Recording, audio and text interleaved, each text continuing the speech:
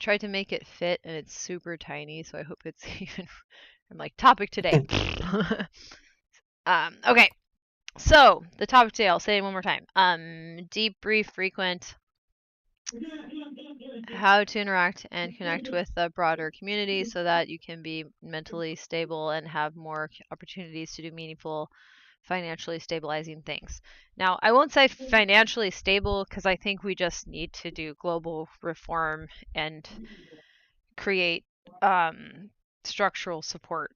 And this has to we can't even rely just on our governments in isolation. This has to be like a global effort, and we need strength in numbers. We can't be minimized. This has to be like a UN level sort of thing. And I know the UN is not a perfect organization, but something like that. So I'm just going to make a caveat there. However, we should do what we can to stabilize as much as we can, because it's not fair for us to be exploited while we're already vulnerable. That's not okay. And we need people to stand up for us and to also say that it's not okay. We need friends. And this is a model for how we can establish friendships in a reasonable way where we're not exhausted. So that's why I say, like, what have I done in my life that's successful? So I go very deep with people. I don't talk with them for very long, but I make sure that I'm talking to people frequently. And it doesn't have to be the same person frequently. If you make a habit of talking to people frequently and going to places where people are frequently, if briefly, and they all know I leave early, right? Like, then you will still be part of that community. So it's a little bit at a time, but when you show up, you do not hang out on the peripheral. You have to go in and talk about things that you really know. You have to make a deep contribution. Hi, Pixie Runs. Now, that being said, that means like the places that you go will be around special interests. You have to develop your special interests as an autistic person. Now, on the plus side, like, that's good, because that's the only source of like true joy you will ever know in this life. On the negative side, this is the financial Ouroboros of like, well, I need the money to do the special interest. I understand that, I do, but you also have to start somewhere, and not all of your special interests are going to be as expensive. Like, for example, one of my special interests is rapping. I can just sit and practice rapping. There's been no cost barrier to practicing rapping. So all of us have a special interest that can give us the places to go to do what I'm describing as deep, brief, frequent, okay, where you can then build opportunities that people will give you. What you basically will get networking opportunities, like in a traditional sense, where they'll be like, oh, you need a job, I know somebody. Oh, you're having problems with your doctor, I know somebody. People will actually help you. So you're not attempting to make friends. You're not attempting to. So I want to just correct some of the things Jamie's doing. So like, the odds that you've tried doing this are like 0. I'm telling you what I've done, and it's incredibly important. You're not overthinking it. You're going in with your special interests. You talk deeply about subjects when you're there. You're only there for a short time, and then you leave, and then you come back the next time that event happens. And you're there more often than most people, but you're not there for the whole event. You leave. You're not trying to get something out of people. You're only there because it's healthy to be around other people. That's it. They're not there to solve your problems. Does this make sense? So it's like, so we have to develop a relationship where we say we simply need to be around other people for our mental health. We actually do, and that's why we come back here, right? So I just want to address that too. So it's like, I want people to if there's anyone who has any resistance to what I'm saying, I'm telling you that this is how I'm as okay as I am right now. I'm telling you that this is why I have job opportunities when I've had them. I'm telling you this is why I've had improvements to my medical care when I've gotten them. It's because I talk to people deeply for not very long, and I come back a lot. And I've gone to places where I could tolerate being there because it was around a special interest, or the person also had interest in a special interest. So for example, the psychiatrist that I was able to maintain a relationship with, he's donates to the San Francisco Ballet and has a love of ballet. So he takes me more seriously and can have a. He's also just a really good psychiatrist, but also that really helps. Okay, so you need to connect with people who give a shit about your special interests, and you talk to them for a shorter period of time. Sometimes people will want to hang out with you for a long time and have a deep dive on a special interest, and those are really special times, but it won't be often. Once a year, if that. And those friendships are cool. I'm saying that can also happen as an autistic person, but you don't seek those people out. You don't ambush people. You do not take over conversations. We don't do any of those things. We can't do that. We're going to become pariahs. But we have to show up, talk for a very short period of time at a very intense level of depth. Like you don't never talk shallow. Don't even attempt small talk. You can't do it. And then you come back the next event that is, and you do the same thing, and you walk away from that and you feel pretty good because you will have had a successful kind of interaction with people. It won't be normal. It will never be normal. Your interactions with people will never ever ever ever ever be normal. Kill that albatross now. Don't let that weigh you down ever again. Ooh, a watch streak. Also, hello to Plagued by Society and Pixie. I said hi to Pixie. Yeah. My co-host is like, say hi to people. I say hi. All right, so there's my start. Okay, and welcome.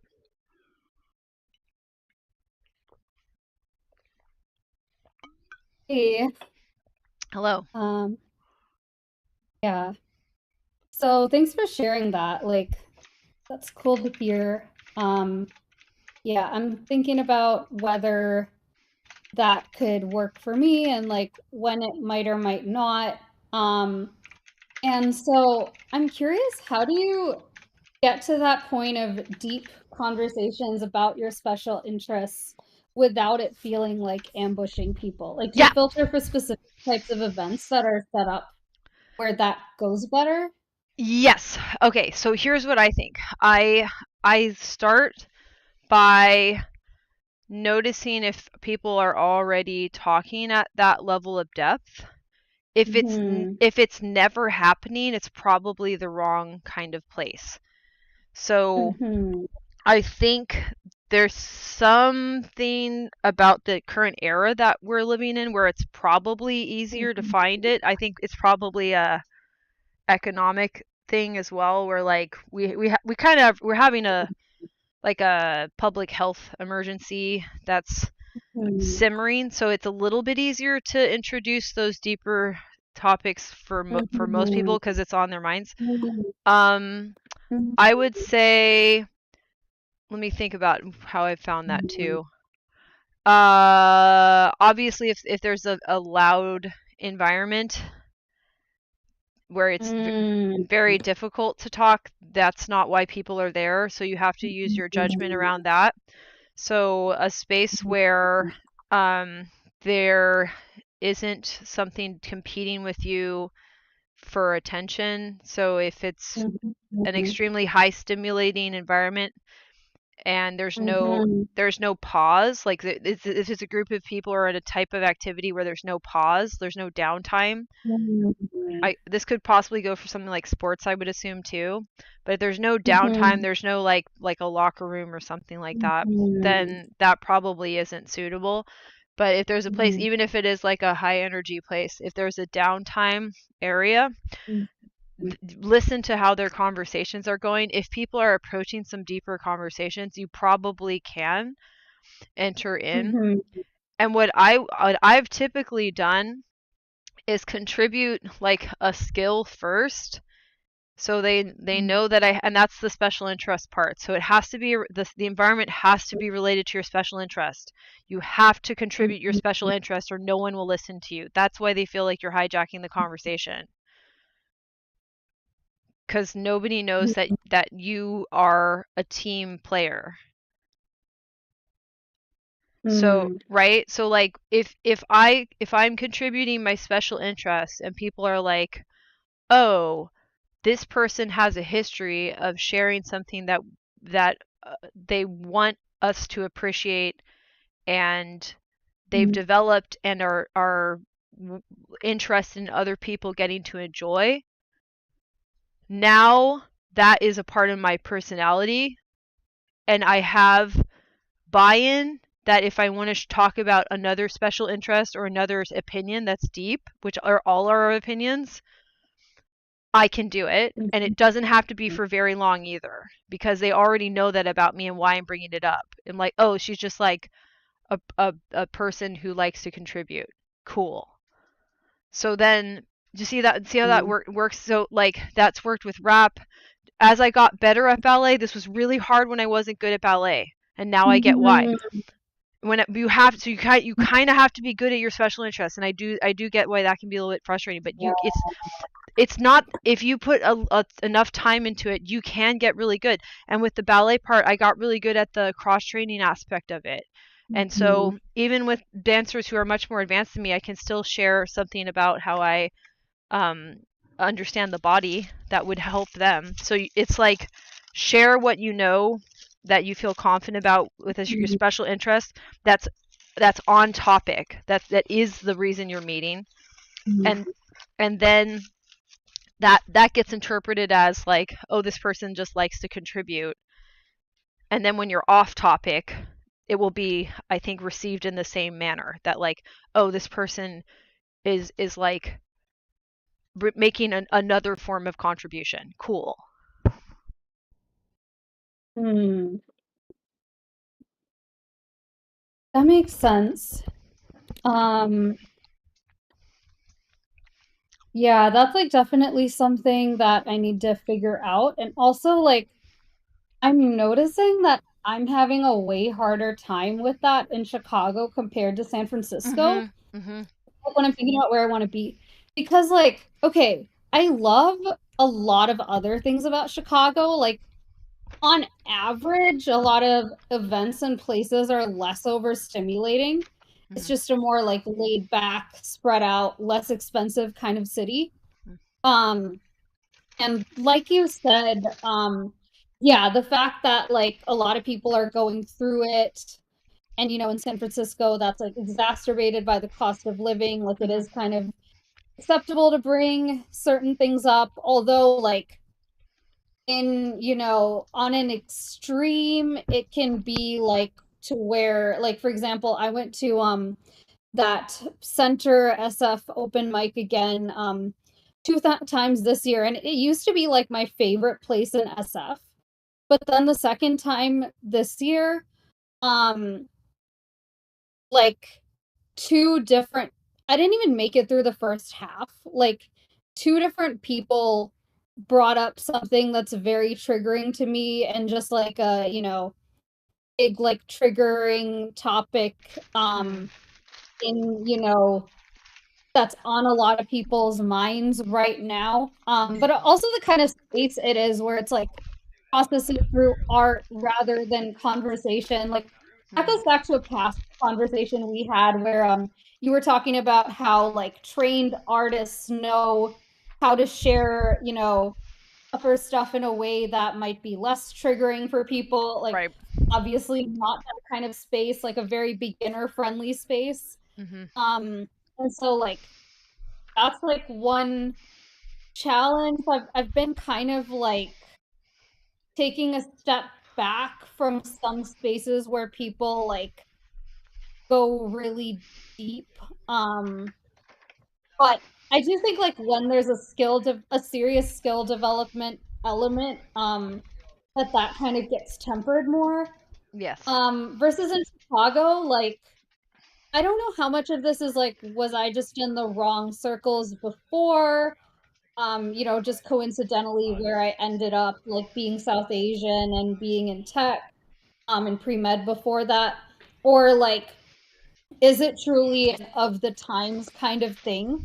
Mhm. But I'm finding that a lot of people who like, now that I've been hanging out in more artist kind of spaces and like more progressive spaces than like, because when I first got to Chicago for college, I was like, wow, so progressive, but I didn't realize there's like even more progressive now that I'm like sick of a lot of people still being sexist. Um, Yeah. which I used to just accept as like the way it is. Mhm. Um, but like in those spaces, I'm seeing a lot of people being like oh my gosh, yay, we could talk about mental health. Look at this,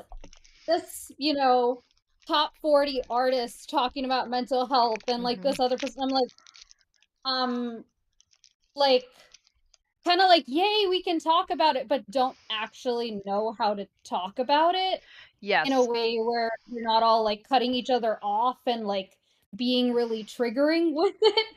Yeah. So I just haven't found like spaces to have the kind of deep conversations that I want in Chicago. Besides, like, I like met one friend who was originally from the South Bay, and now she's moving to Australia.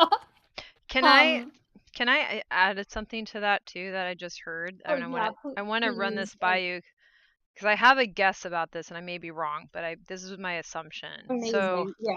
And okay. also, I know I've gone on a bunch of tangents, No, so feel free to take. you're fine.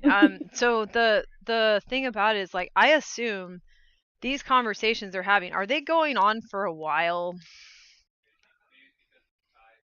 No, it's usually so it'll be like a group where a lot of the groups that I go to lately are around songwriting or jamming. Okay. Um and so it's a bunch of like artsy, feelsy people, Hmm. and that's like a way that it's more acceptable to express is like, channel it into art.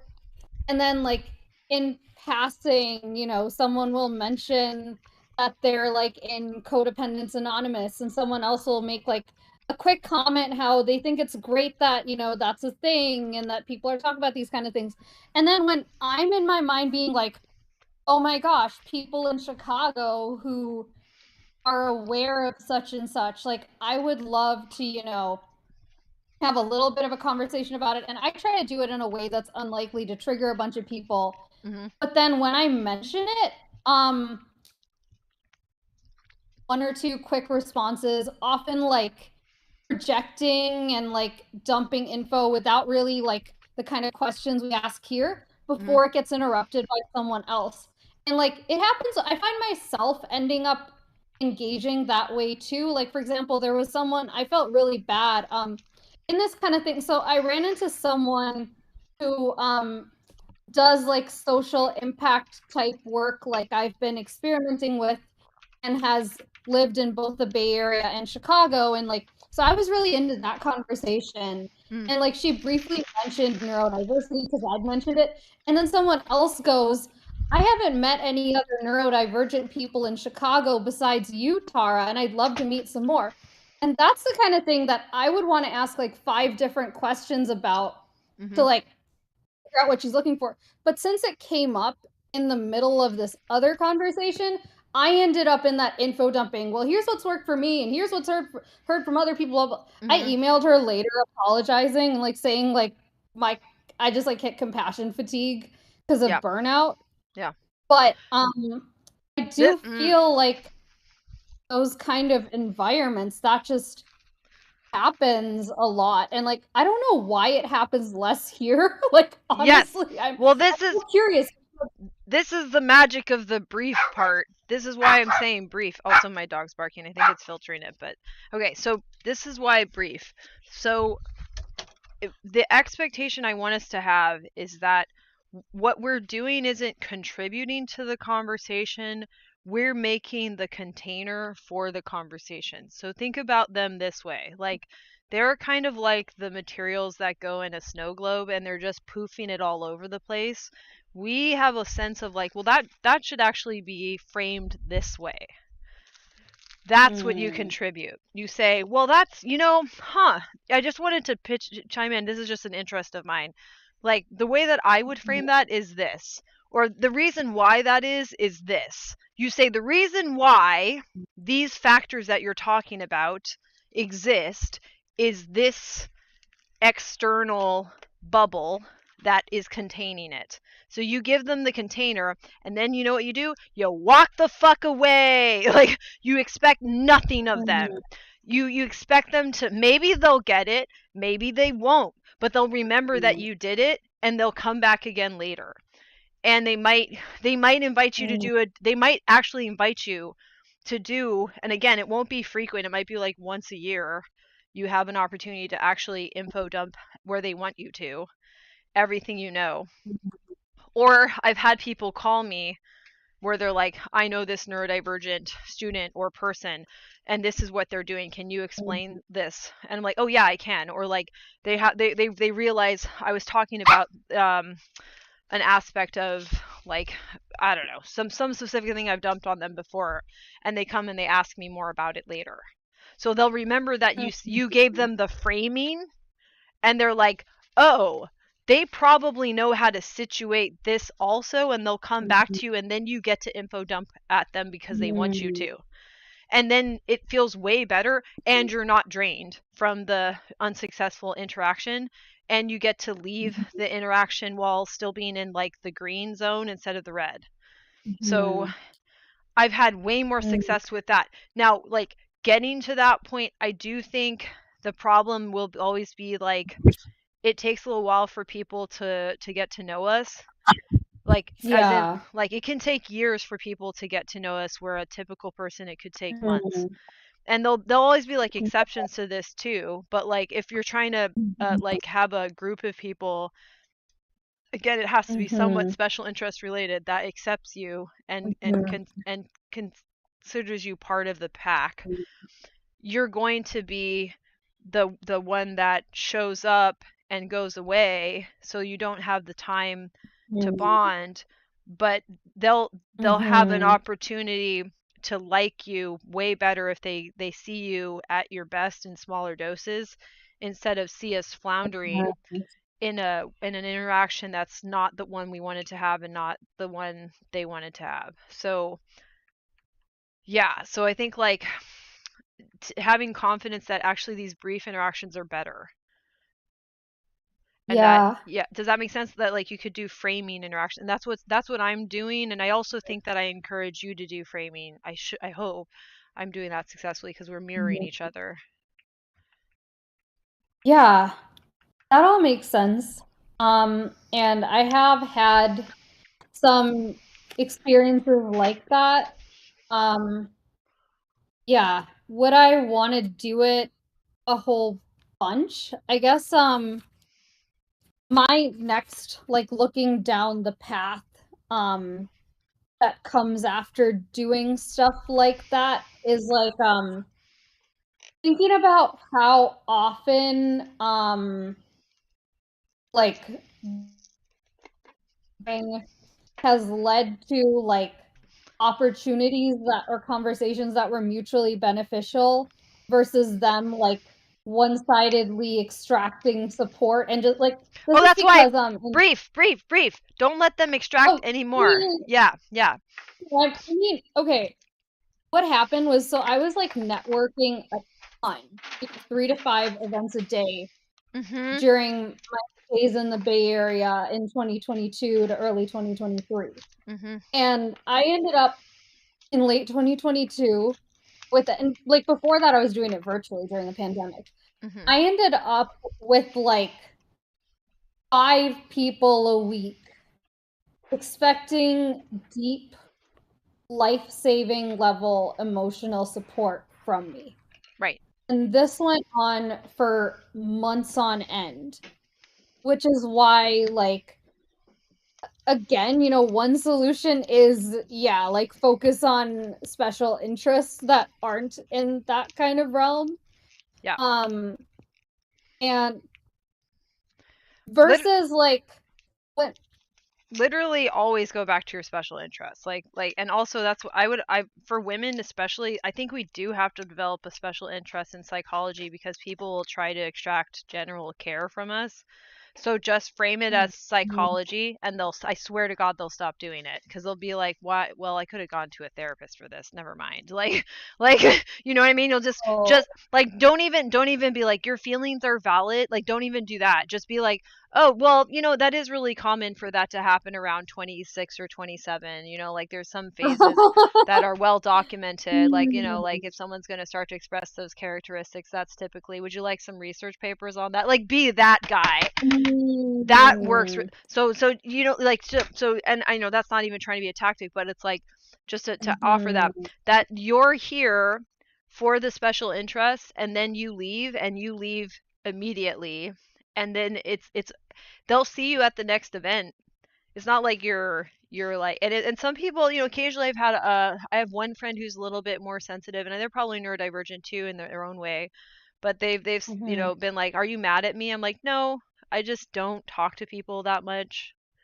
Like, Mhm. so occasionally some people will think they're mad at you, but definitely, yeah, no, people will get really excited when you're able to offer so much value in a small chunk, but that doesn't mean that you have to do any more than that. You always get to go back to your world and forget about them, period. Like Yeah, they need to forget about you. They need to forget about you and focus on other things. Like, you're there when you're there, you're gone when you're gone. yeah. Makes sense. Um, yeah. I'm trying to figure out like um what, where was I going with this? Yeah, like which kind of tactics are likely to like work in my kind of Yeah. situations versus not. I find okay, like instead of I like when a lot of people like bring up emotional stuff in a group, if unless I feel like they're already, you know, doing the work in like at least a somewhat healthy way and like okay, where they've where like I can, share like a little thing, like a resource or something, and they're likely to like take that in a healthy way. Rather than like if they are coming in with a bunch of unhealthy kind of expectations. Like there's like this friend of a friend, for example, from like the Flow Fam group, who was like we had a good chat that first Center SF open mic this year. And then the second one, they were one of the people I mentioned who was like sharing really triggering stuff. And they were like on stage, clearly like needing help, right? Mhm. But based on my last conversation with them, they were like, no one's gonna understand my music except the generation after Gen Alpha. And then the music that they shared was very just like capitalism is fucking us. And I'm like, most millennials and Gen Zs I know can relate to that. And like someone else said that too. Um, but like knowing that they're in that kind of state of mind, like I knew that they're in this like sometimes people are in a nobody gets me kind of mindset because truly they're going through really unique type situations. Yes, And when I yes. understand someone who's in that kind of situation, I Mhm. really try to be there for them, even if they just have a couple spoons. Mhm. Versus someone who's like claiming nobody gets them when their problems are stuff where like they just need to take a look outside. I don't want to be the person to say that to them because Mm. I don't want to become their go-to person for like, oh my gosh, Tara, that was so smart. Um, can we like Yeah. talk more? I'm in crisis again. Like, um, now I'm sorry, I shouldn't have said that that way, but No, no, no, some no, no. people Yeah. just It's it's absolutely. is that too far away from your special interest is my question. Does that make sense? Like is, even though Mm-hmm, you can see it, you're like, okay, well, that person's in crisis, and I have some mm-hmm, sort of a purchase on part of why they're in crisis and the problem they're having. But is it going to give you a chance to like explore or be more connected to your special interests? Because that's what you need to help anybody or yourself, is to, in my opinion, that's how I think autism works. Now, granted, it's not all we need as autistic people, but when mm-hmm. it comes to like the world that we're currently in, we need that more than anything else because we don't have support in the external world. So we really have to reinforce it actively while we're interacting with the external world, or the external world's norms will drown out our special interests. So that's why I'm suggesting that, like, Yeah. one of the things you can think about is like looking at this and being like, okay, compare it directly to a special interest. Be like, sometimes I would do that in my head. Ballet was a little more obvious, but I can do it with other special interests just as easily. I think, where I'm talking to somebody, they're bringing up something that's kind of around a special interest, but then if I compare it to ballet, I'm like, okay, if I were doing ballet right now instead of this, would I be more fulfilled? Okay, well, I'm going to stop. Like, or I'm going to hang back.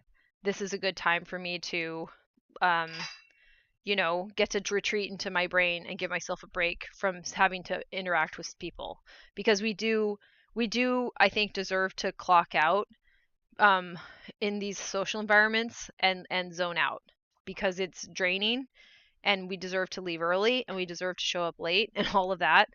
And so if somebody's setting you up to have to invest more time in stuff that are not only not your special interests but are dictated by them, it's not fair.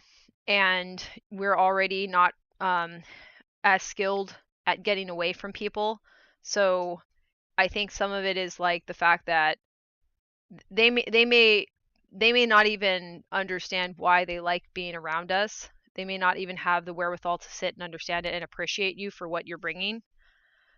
And then it's like pearls before swine. Like they may get something out of it, but they're not really reflecting onto what it is that you bring that's so special. And there are people that do. And again, that's more valuable. But I'll even while that's important, that people will value you and what you bring that's special, even more important than that is this issue with the special interest, and the fact that our current culture will drown out your special interest, I think, if you don't put this extreme focus and emphasis on it, and do these mental check-ins of like, well, if I could work directly on my special interest now, would that be better for me? Would that be happier, more rewarding, more obviously satisfying and important for both me and even this other person? You know what I mean? Like, is this the contribution and not what this person's offering for me to be doing? Then that can help you to disengage when it's, and even though socially, I do understand that socially can make a weird thing happen, but I would say that this is why it's good to think like, well, I can come back to the same environment another time. I can leave now. I don't have to flounder in this social awkward area where my impairment is more obvious. I can leave. I don't have to be in this weird gray area. And that because I'm going to come back, I have a chance to continue to chip away at leaving a good impression in the way that autistic people can actually succeed at. That all makes sense. Um, yeah, lots of points there. One that really stood out to me was when you said that some people might not be reflecting on what they're getting out of me, while some people might be. And that's something that I would love to better hone in on when people are and what that looks like, because I like have not received it much at all in the Midwest. Like I can think of, one exception, which is like after finding songwriting groups this year, those people who've dedicated to the craft of songwriting can tell that I'm really good at expressing emotions through vocals. Which, like, up until then, I would get, that's a great song. Can you add music? Meaning accompaniment. Um, and like people would just be like, you're smart, but like not reflecting on specifically what I'm good at. And I managed to get A's in just about everything. So people would just be like, yeah, you're just smart. Like you probably have a high IQ or something. And so I feel like I have a really bad sense now of like where my actual strengths and challenges are.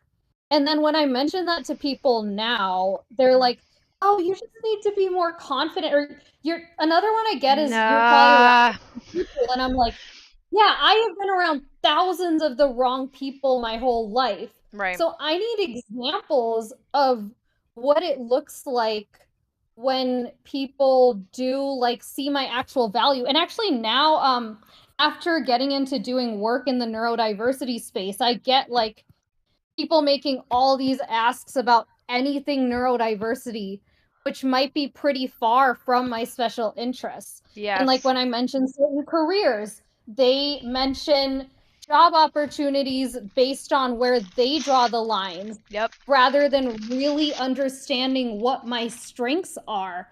And Mhm. so I would love if I could accomplish like one thing in the next 6 months. I would love to be able to identify people who have that level of thinking Mhm. where they can sense what people's strengths are on a deeper level. And I know everyone's going to have their biased perception of it, Yeah. which is why I probably need like 10 or 15 of these people in my life. Yeah. But right now, like, okay, there's my best friend Amy, there's you, um, like I get little bits and pieces from other people. Like, Mhm. there was someone who had a pretty good, like, again, biased perception about what kind of companies might value UX researchers with a software engineering background. So like Mhm. that's valuable. But again, like I don't know, is he gonna notice what I'm especially good at in other ways? And I do feel like I have been able to, raise my bar higher and higher and higher, Mhm. but I still don't know what good looks like, and that is frustrating the hell out of me Yeah. because I'm 29 and my parents think that threatening to cut me off 15 different ways Mhm. might motivate me. I'm like, I'm already motivated. Right. I'm just surrounded by people who make all these judgments about me Mhm. based on like, career labels and like used to be gender and race labels too, although now I think I come off as enough of a rebel that Mhm. there's less of that. Mhm. Um, but I would love to like hear more about that. Can I wanted to okay. There's something I need to address that I think is just important for your well-being and sanity. So the reason, because I can relate to this and I know pretty much everybody on the spectrum, but in particular women, because of the lack of representation, and we're a minority group, and you're in a minority of a minority because there's other intersections of how you've been experiencing your cultural background intermixed with being an American with that cultural background because Mhm. we're this odd we're not really a fusion. It's like it's this Mhm. unspoken elephants in the room, right? Elephant after elephant after elephant, but these have all changed who you can relate to. And Yeah. you have to compare like with like to help you to grow. So one of the key things of mastery is getting immediate direct feedback. And this is true of like the performing arts, something as demanding as classical ballet, right? But this is also true of like technical skills. If somebody's going to fly a plane and not Mhm. crash it, they need somebody who can give them immediate, accurate, precise, non-personalized, just specific to the Mm. task feedback, like how is your Mm. performance, right? You are going to have a much harder time getting that, and you're accurately identifying the need for you to get that yourself, to cultivate sources of that. Mm. Because if you compare yourself to the general population, that's wrong. You're not a normal person. You're not an average person. And the average person that is presented to you is a myth anyway, that people are pretending that they are, but you can't pretend. That's dangerous for you to do. That's going to make you vulnerable to exploitation, to losing opportunities to better your life and make things more secure that you can't afford to lose, right? So you are conscious of the level of intensity from the environment and the fact that you don't know how to navigate it because you don't see examples like yourself navigating it. So you're trying to find people that give you direct, immediate feedback about how your navigation is going based on what you're doing. what you are doing, what you're actually doing, not what the myth of the great man is doing that the white guy is telling himself, even though mommy and daddy's donation to Stanford is really doing the legwork, okay? To put it bluntly. So you're accurately processing the situation you are really in. So I'm just for your sanity. That is why you are doing that, and you are right. Okay, that said, right? Oh, sorry, go ahead. Yeah, so that's it. I'm feeling oh, You also like have a little bit more wiggle room to like scotch tape it together, because on the plus side there are people like you that also have to do this, like, oh. hey, oh, here's one right now. There's women like you who have to do this aggressive observing of the environment, and like, okay, what am I really, because I had the same thing as a kid. I would ask people, no, but what am I good at, what am I bad at, what am I, and people will be like, oh, you shouldn't care that much what people think of you. I'm like, no, I need immediate, direct, accurate feedback, because I'm not normal and I'm attempting to do things successfully. So I need to know what I am actually doing, since I'm weird. Since I'm going to be moving, since I'm going to be zigging, and zagging is how you're supposed to do this, I need to know how to zig my way through this. That rhymed. I'm a rapper. So that process is relatable to me. I think it's a feature of our brain, and it's a feature also of like it's exacerbated by being female in a misogynistic patriarchal world. And you can take notes from other women in particular, and some other people that don't happen to be women but are also having to take notes for other reasons that may be often racially, because our whole planet is also really phenomenal at being racist. Okay, I'm done. Cool. Um, yeah. I really appreciate what you said about like people who can give notes on like the skill itself rather than the culture built around it. Mm-hmm. Um, because like not just one way to like make those cultural things work out. Um, uh, yeah, like thanks for that. I really appreciate it. In terms of the like finding notes from basically I'm like not finding anyone like that similar because of like growing up in the Midwest as a child of immigrants from like a very different culture. Um and like feeling like in some ways I fit better with people from elsewhere, but those people had like a very, very different upbringing. So like a lot of people's maps just don't work for me is something that I'm struggling with. And like I really want to meet people um who are better or who like are down to, like reflect and like ask questions and explore and not just kind of put this expectation on me to meet them where they are and like, oh, like we can support you like once you get to this place. Right. Because like I have no idea what the path to get there might be like. Well, Um, it's just a workaround too. Like the little silo that they've built isn't an actual solution. It's just like their like good enough solution. It doesn't address the real problem. So it's okay for you to reject that too. right. Yeah, definitely. Um, yeah, it's just like frustrating when a lot of people swear by that as like Mm-hmm. the way they've made things work for them Mm-hmm. when like it hasn't for me. Um and I do think the like finding places where people just really talk about a skill has generally worked out Yeah. better for me. Yeah. Yeah. It like I don't think I've ever been able to last very long in an environment that isn't about a skill, unless like some of the environments like Mm. this where we're here because we have a different brain. That's fine.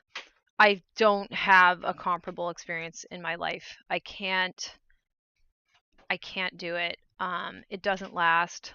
I have no friendships that have lasted that weren't based off of a skill. Do you think our friendship is based off a skill? Well, outside of this, like literally, this is the exception. Oh, Yeah, oh, oh, yeah, yeah, oh, oh. yeah. Sorry, Yeah. I'm coming in late, so I'm just No, no, no. Yeah, no. I, confused. I just, I should have caveated that a little bit stronger. Yeah. Besides for us people who have different brains, I have friends that have Like, different it brains. wouldn't make it less. It wouldn't change how I saw it at all. But I just was curious. Yeah. I mean, I Like think I don't think they're less than friendships. I think on some level, our friendship is also built around the skill of like surviving. Yeah, I think that's true. But I think we would be friends if it wasn't just about surviving. I think I can Mhm. say that about both of you. I would enjoy being friends with you if it wasn't about surviving. But I can Mhm. appreciate that probably I've learned to be friends and I've learned that friendship is only possible based on a skill. Hmm. But I mean, that's the dream, right? Is like we get to a place where it's if our entire life isn't just the skills we're fighting to get skills that will allow us to build a world where we can take a break. Yeah. Mm. That's a really great point. And yeah, something that I find myself conflicted about often, because like I find, I don't know how much of this is like the actual like ADHD or whatever I have in that realm Mm-hmm. versus just how people with those kind of brains are treated in the world, where like that can, yeah, like make it tough to follow along, to develop a skill at a pace and in a way that feels good for other people to see, compared to sometimes I get more dopamine hits in the short term if I go to a bunch of different places Mm. and be the new person. Mhm. Um, Mhm. and then also like the getting good at the skill that can be so lonely, frustrating, Yes. draining, dysregulating. Yeah. And like there are times when I'm like, this feels so good to me to like be able to develop this skill and I want to do it. And there are other times where I'm like, I don't owe the world for myself to torture myself like this. I That's want to fair. watch TV, No, like that's fair. everyone else. That's fair. To be fair, like some of the most dysregulated times I've had were while working on ballet and rap. Like 100%. But I will say the worst dysregulation I've ever had is around this feeling of being a burden because of the disability side. So it's like I I don't know if the dysregulation is avoidable at this point, and I don't even know if it's bad. I feel like the response to it is what makes it so bad. Like if Kyle one time I got really dysregulated and he's like, think about ballet, and ballet wasn't what dysregulated me at the time, right? So I was kind of like, yeah, I like ballet. Ballet's pretty cool. Like, and that's the advice that I've heard is like when or I've read about is that when autistic kids are melting down, one of the better things you can do is like get them going on a special interest. That like maybe this is like a normal physiological thing for us, but I don't think society then doesn't give us a day off the next day. You know what I mean? Like if it was like, oh, you dysregulated today, fuck, take off the week, and like then I'd be like, yeah, that seems very appropriate, thank you. Did you see what I'm saying? They would be like, who do you think you are? What are you trying to get out of? I'm like, I don't know. My brain just imploded. And as far as Kyle says, I'm kind of goofy for 2 weeks, but maybe if they just let me stop working for a week and do whatever my brain wants. So we're out of rhythm with our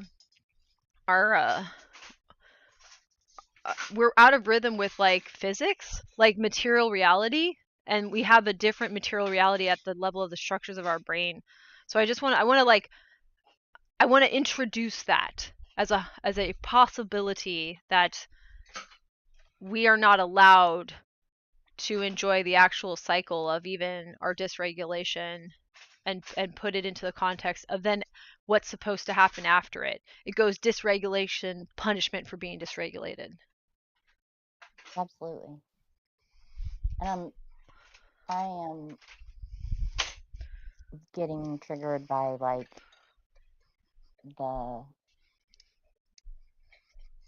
who is going to put up with this shit, right? Like who in their right mind is going to put up with this shit? Because before we broke up, I got broken up with on Friday. It's just context that would probably be helpful. And while we were together, he was like, "Is your life always like this?" And I was like, "What do you mean?"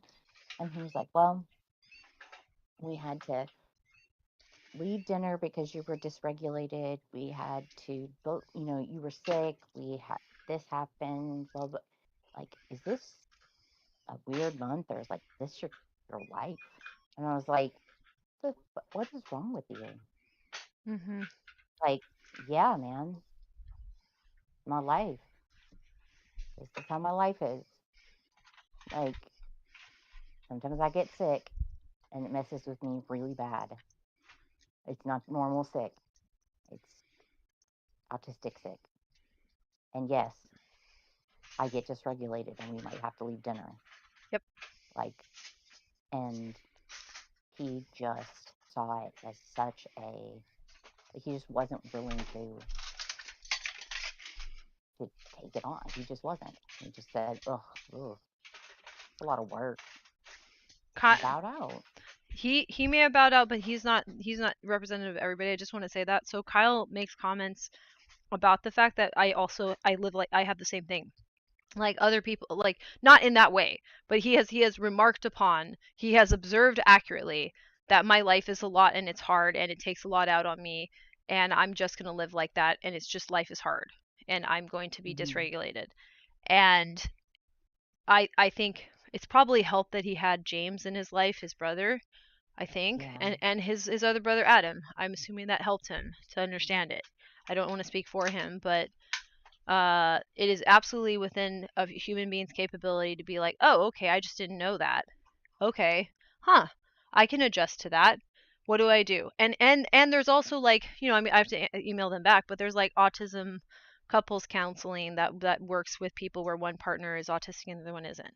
So, and the counseling isn't normal couples counseling. This is to help them to understand how to work with that. So I'm even open to like it's totally different. It's just a totally it's not the same ball game at all. It's just different. It's just different. And so for him to judge you as less than, or he can't handle it, he didn't even know what he was saying no to, if I'm being really honest.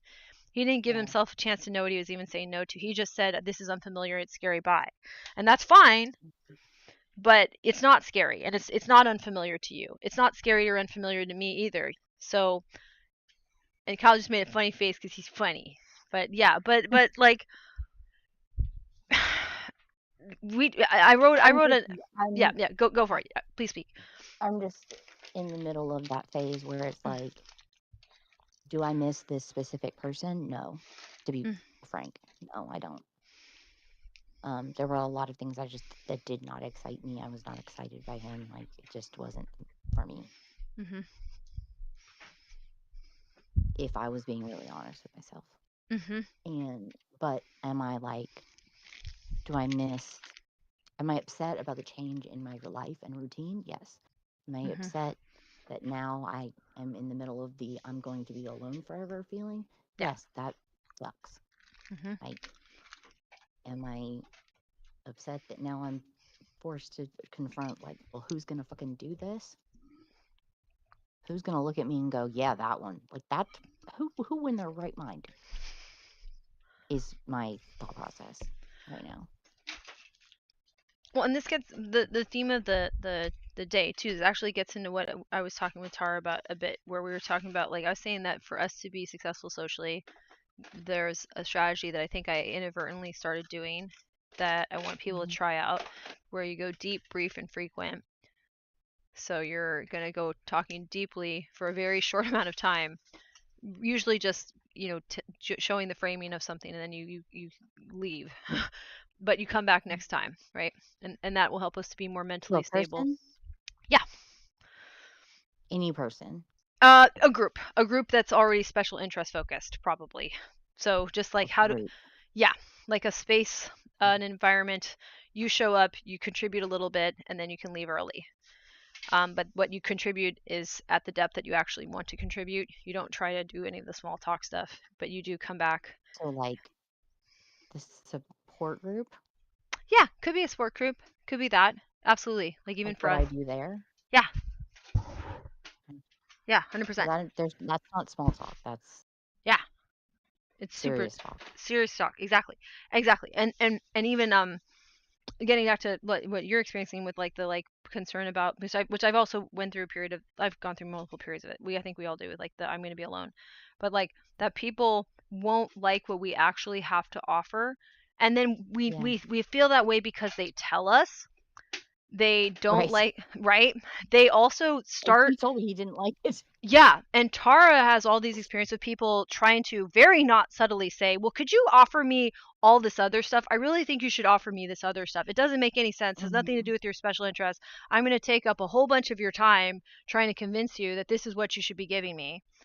And we need to absolutely say, no, what I have to offer is better, and you can't see it. Bye. And that's weird because our entire society, we don't have the feedback from our entire society because we're an extreme minority amongst, and it gets more extreme as we come from more specific backgrounds, right? And have specific life experiences. Like my ballet made me more specific, and the hip hop makes me more specific. So it's like Tara's coming from the Midwest makes her more specific. The exact cultural immigration pattern that her family came from makes her more specific, right? So all of this makes us a more specific person, and you have your ways that makes you more specific. Your family history with your dad makes you more specific than, right? So all of these things, then we need to find, well, how do we compare ourselves to what the rest of the world has to offer? We can't. So we basically have to just say, okay, well, let me get as confident as I can that the substance that I'm made out of actually produces these sorts of effects. And the only way for us to know that is, again, a lot of examples of us going out and checking. So when we do these deep, brief, frequent things, it's for us to be like, what am I? What am I? What am I? If I do this, what happens? Okay. If I do this, what happens? Before somebody derails us and gives us feedback of like, you're weird. I'm like, no fucking shit, Sherlock. Why do you think I'm having to do this experiment? Why do you think I'm doing any experiment at all? Right. Of course I'm weird. Duh. So it's somebody giving you the most obvious unhelpful feedback, and that's what we're getting derailed by. Is somebody being like, "Are you sure you should be weird?" I'm like, "Probably not, but I am. Sorry, that's not like, so somebody has an inaccurate view of how human brains work, projecting that onto us. Meanwhile, we need to get accurate data about what kind of thing we are and what kind of things that thing can do, because we don't know, because we can't look out, we don't have the luxury of looking out in the world and looking at a thing like us and seeing what it's done, because it doesn't exist. We're screwed in that. It doesn't exist, yeah. Yeah, but we exist. We really do. We have absolutely no models. Yeah, exactly. So don't let anyone project a false model onto you. Go ahead, though. Ba-ba-ba. Then everybody is worried that they're not autistic enough, or that their autism doesn't count, or they then invalidate themselves in some way. Yep. Like, I say this, like, I'm starting to say this every meeting, like, we are discouraged from finding community with each other, like actively discouraged, right? Because in education, the goal is to have disabled students spend time with their non-disabled peers. Yeah. It's inclusion, right? Yeah. So if you're just hanging out with kids like you, that's a problem. Like, it's seen as a problem, right? Yep. So like, we're socialized not to, try and find each other. We have actively made a decision to try and find each other. We did, like, for out of, some crazy reason. And we all showed up here today. That's nuts Mm-hmm. when you really think about it. Mm-hmm. Mm-hmm. The statistics on that are very low. Yes. So don't underestimate like your power just by showing up and being somewhere and Mm-hmm. taking up space. Exactly. Like And that's a revolution in itself. That's a revolutionary act in itself. if someone gets this is why the brief is so interesting. So some people will get, oh, ooh, but isn't that what normal people do? Spend time with normal people. Yes, pixie runs. Yes. Normal people take for granted how much time they get to spend with each other. And they think it's the Mm-hmm. greatest thing since sliced bread. So they think that what we're missing is more time with them. I'm like, I assure you, I have had my fill of time with you guys. It's time around people who understand me. Those people understand you. Time around people who understand you is good. Mm-hmm. It helps. But we don't understand you, so that doesn't count for us. Yep. Like, I'm sorry. And so then, we are forced to just kind of throw our discomfort to the side and ignore it, which puts us in a very vulnerable position. Oh, it's very it basically says like if one person has a form of discomfort, but these people have a different form of discomfort and there's more of them, there that discomfort wins. I'm like, that makes no sense Mm-hmm. at all. Why don't we just not be in the same space? Yeah. Nobody questions when like men want to have time where they just hang out with other men, or women hang out with just other women, or you know queer people want to hang out with just other queer people, Mm-hmm. like, but for some reason the fact that we just want to hang out with each other, they're like, oh god, no. Well, and we we What are you we gonna we absolutely need to have conversations like this and Mm-hmm. to share our insights, because what I was saying is like we are running a series of experiments trying to become our own coaches that can give this feedback. This is what I was saying earlier on too, that like in ballet and other high performance activities or fields, you need a direct, immediate feedback on your performance in order to achieve mastery, and that's what we need. It's like we need direct, Mm-hmm. immediate feedback, like how am I actually doing? And at the same time, we don't have a clear starting point of like what kind of thing we are, because we were given all this false information when we were kids, right? Like we were told a bunch of bullshit about what we are and what we're doing that wasn't remotely accurate. And so for us to take this initiative, it has to account for something, and we're sharing it with each other because we know how painful it is and we want to save each other some fucking time. Yeah. So I have a question, like just like making an observation, that Kelsey, you jumped right to mention support groups. So like I've been exploring a lot, how much I want to spend time in just special interest groups that aren't autism specific, where people are like really dedicated to the craft rather than like the vibes around the craft. And like that's really influencing. Okay, like I have this very biased desire to move to the Bay Area, whatever it takes. And like I kind of like want to vet how true that is, because part of it is just like the time in my life when I discovered it and the circumstances around that, like those are really good memories for me. And I Mm-hmm. feel like just just given the stages of my life before that, I feel like I'd likely hate wherever I was before that. Mm-hmm. Um but like one thing that I'm noticing is like now again, I don't know, I guess like a lot of places where people are serious about skills in Chicago cost money. Yeah, Jane, I'm like, all my ND friends should move near me. LOL. Yeah. Um, and so like looking for just like affordable stuff to do for fun, which again, I know like holding any kind of space is hard. So like I don't think there's anything wrong with if people try, like I would think, like this space, like I would be willing to pay a subscription, like because I know it's not easy to build something like this.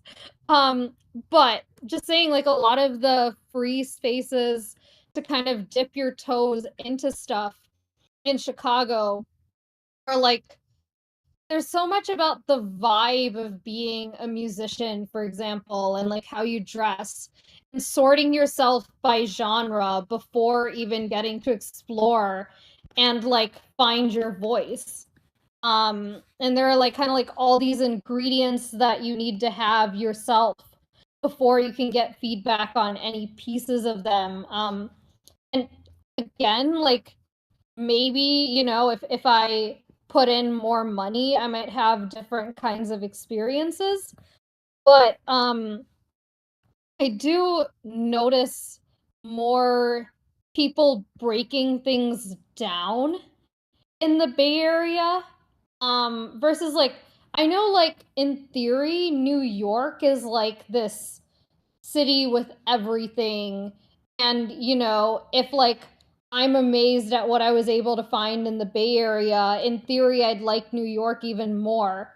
But I've kind of gotten this sentence from multiple people there that it's very like vibes based. Like someone said that people join running clubs because they like the kind of people who join running clubs. And I'm like, why? Who decided that these people should join running clubs? Like that just sounds so BS to me. Like it just sounds so like conforming to the status quo. But like one positive that people mention about New York is that like people are more grateful for support, and it's more like if I help you, you help me. Versus in the Bay Area, it can sometimes feel like you're never doing enough to like get on people's list of people they'd like actually support rather than just saying they'll support. But on the plus side, I feel like that might also come from a place of people chasing skill and being willing to like drop past circles if they like quote unquote outgrow them. And like yeah, like some people are like more selfish than others. But like I don't know, maybe the New York I help you if you help me might be a response to the like vibe, like if the vibe culture is like so oppressive and it's like, oh my gosh, someone was nice to me, versus the Bay Area might be more like believe in yourself that you can develop skills and wow a whole room of people. Which like I know there's like pros and cons to everything. But yeah, that was a bit of a tangent. And then like the point about support groups. So like I do notice that in Chicago there's like this like pretty the kind of conversation that most people have in like skill groups or other social groups tend to be like pretty shallow. But then recently before you came in, Kelsey, Jane had mentioned that um nowadays, since we're having like this economic crisis and this public health crisis, people are talking about deep things in all kinds of spaces more. And I mentioned, oh, okay, well, I guess now that she's gone, I don't need to dive into that anymore. But yeah, like going off of that point, I've noticed that in Chicago, it's like what gets discussed in like a music space beyond these one sentence triggering stuff getting dropped tends to be more shallow and like very restricted to the skill usually. And then like people will be so fast to suggest that I get a therapist or things which like, okay, I want to get a therapist and Yeah. I'm like, on a bunch of wait lists, but I know that if I do like one session a week, it's not going to cover everything that people are telling me is too much. And Mhm. then they suggest like support groups where it's a bunch of underserved people, again, I haven't explored many in person in Chicago, but you know, I just get this sense of like oppression Olympics and like you just gotta put yourself out there trying to rapid fire go around the circle and like fix people, which like again, I don't know, but it does just seem like where like you know, you don't get much support for this kind of stuff in the day-to-day at all. And I know like in the Bay Area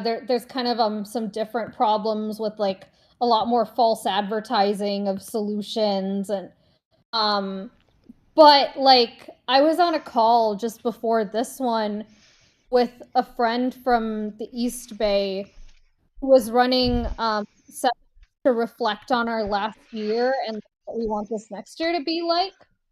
And like there were casual mentions of things like, you know, how to like reflect in like a trauma informed way. But like in a way where we could have like not a full conversation just about that necessarily, but like where like these little pieces build on each other and we can address like some level of things with friends rather than like you know, I feel like in Chicago it's like you got to show up at these spaces more I to see. get to the same level of people being willing to look out for you. Yeah. And they're like the kind of help and amount of help that they're used to giving, like they don't have much practice giving and they don't have much practice discerning. Because it's just hyper independent.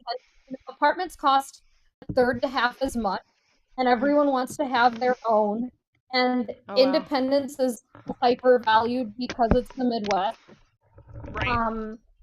And so like I just don't feel like investing beyond like passing the time in band-aid solutions. Yeah. And like I ask myself constantly, why do I so badly want to live in the most expensive city in America?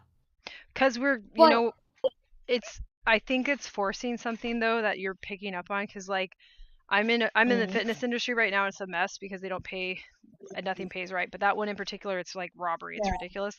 However, like I'm talking with one of my colleagues now, and the most obvious thing, we're like, oh, duh, you make a co-op.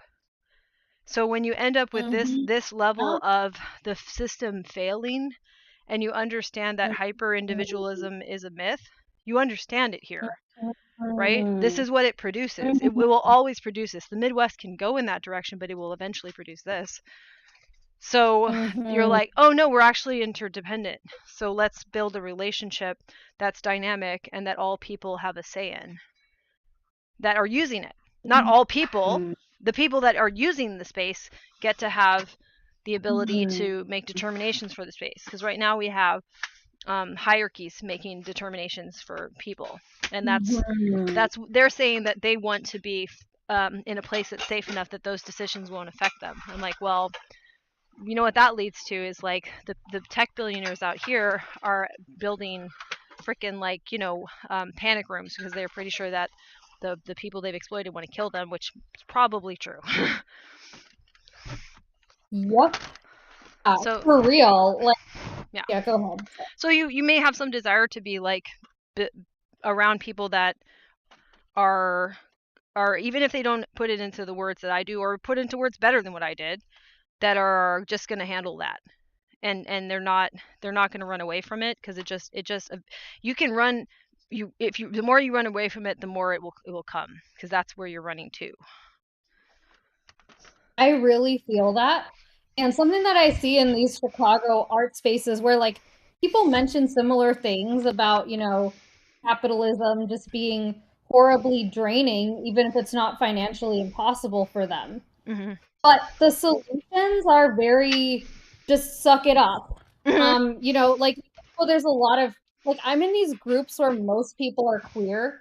Yeah. And yet like they work for people who are incredibly sexist. Yeah. And there's like not, you know, I mean I know like there are in some area circles there's like tolerance of that too, because like some people just have like so much power. Yeah. But there's at least like I also feel like a lot of the people who are getting fed up elsewhere are going to the but New York as well, though New York it seems to be more about the I'm special and I want to be a star.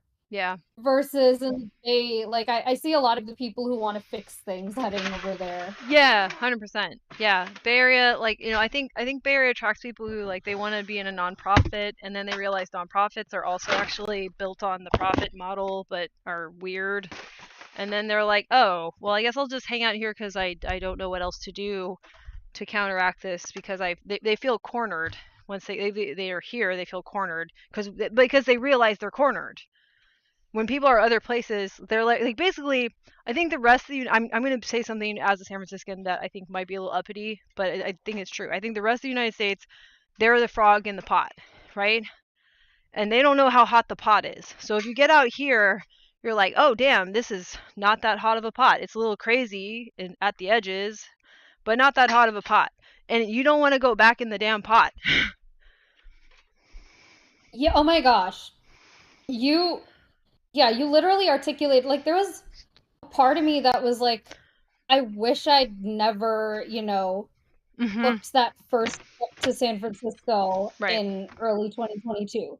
Right. Because before that, like, I was content with feeling meh 80% of the time. Yep. Because that's how a lot of people in Chicago feel. And they say that that's life, and there are people in the world who have it worse. And like, I didn't feel that oppressed as a neurodivergent person because that's just what everyone puts up with. And then when I see like all these people striving to like get to a good place, not by gaming the system, but by like building stuff that people actually want, I'm like, I felt this sense of hope.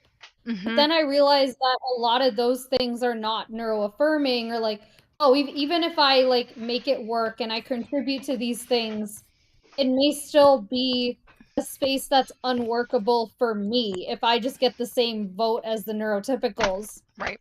When like, yeah. Yeah, the restructuring is a lot more intense than what the current society, I wouldn't even say neurotypical, but the powers that be, the way that we've been doing things is for like thousands of years is going to be upended pretty dramatically.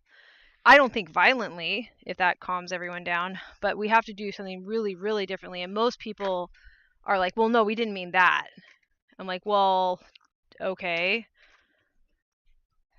too bad. Like so if you get out here, they're kind of like, well, if we put some seasoning in the boiling pot, what if we make it smell like lavender? What if we make the pot lavender colored? You know what I mean? Like distraction. Yeah. Drugs. Yeah. People say people at the Bay do a lot of drugs. Like, people in the Bay, I don't know, do drugs and then try to still do shit. People in Chicago do drugs and decide they're not going to do shit besides entertain themselves and their friends. I'm sorry, I'm very salty. No, you can be. It's completely fair. It's So that like bread and circuses, if you will, right? Like they're gonna throw bread and circuses in the boiling pot, and then you're not a boiling frog anymore. I'm like, no, you still are a boiling frog. And it's that's where we're at, and it's so then okay. So getting back to like the deep conversation, then we can have at least some conversation around this. But the problem is us as neurodevelopmentally different people, we are not included in the model that people have of what a human is. And so we're saying like, okay, well, you need to include us in the model. And they're like, okay, we will, but can we still be in the pot? And I'm like, well, no, because that's killing you and you're insane. And I can only talk to a sane person about this. And like, no, but well, we have to stay in the pot. I'm like, well, then we can never address this because you've lost your mind. For real. Yeah, like for example, there was someone I talked to who she's ADHD and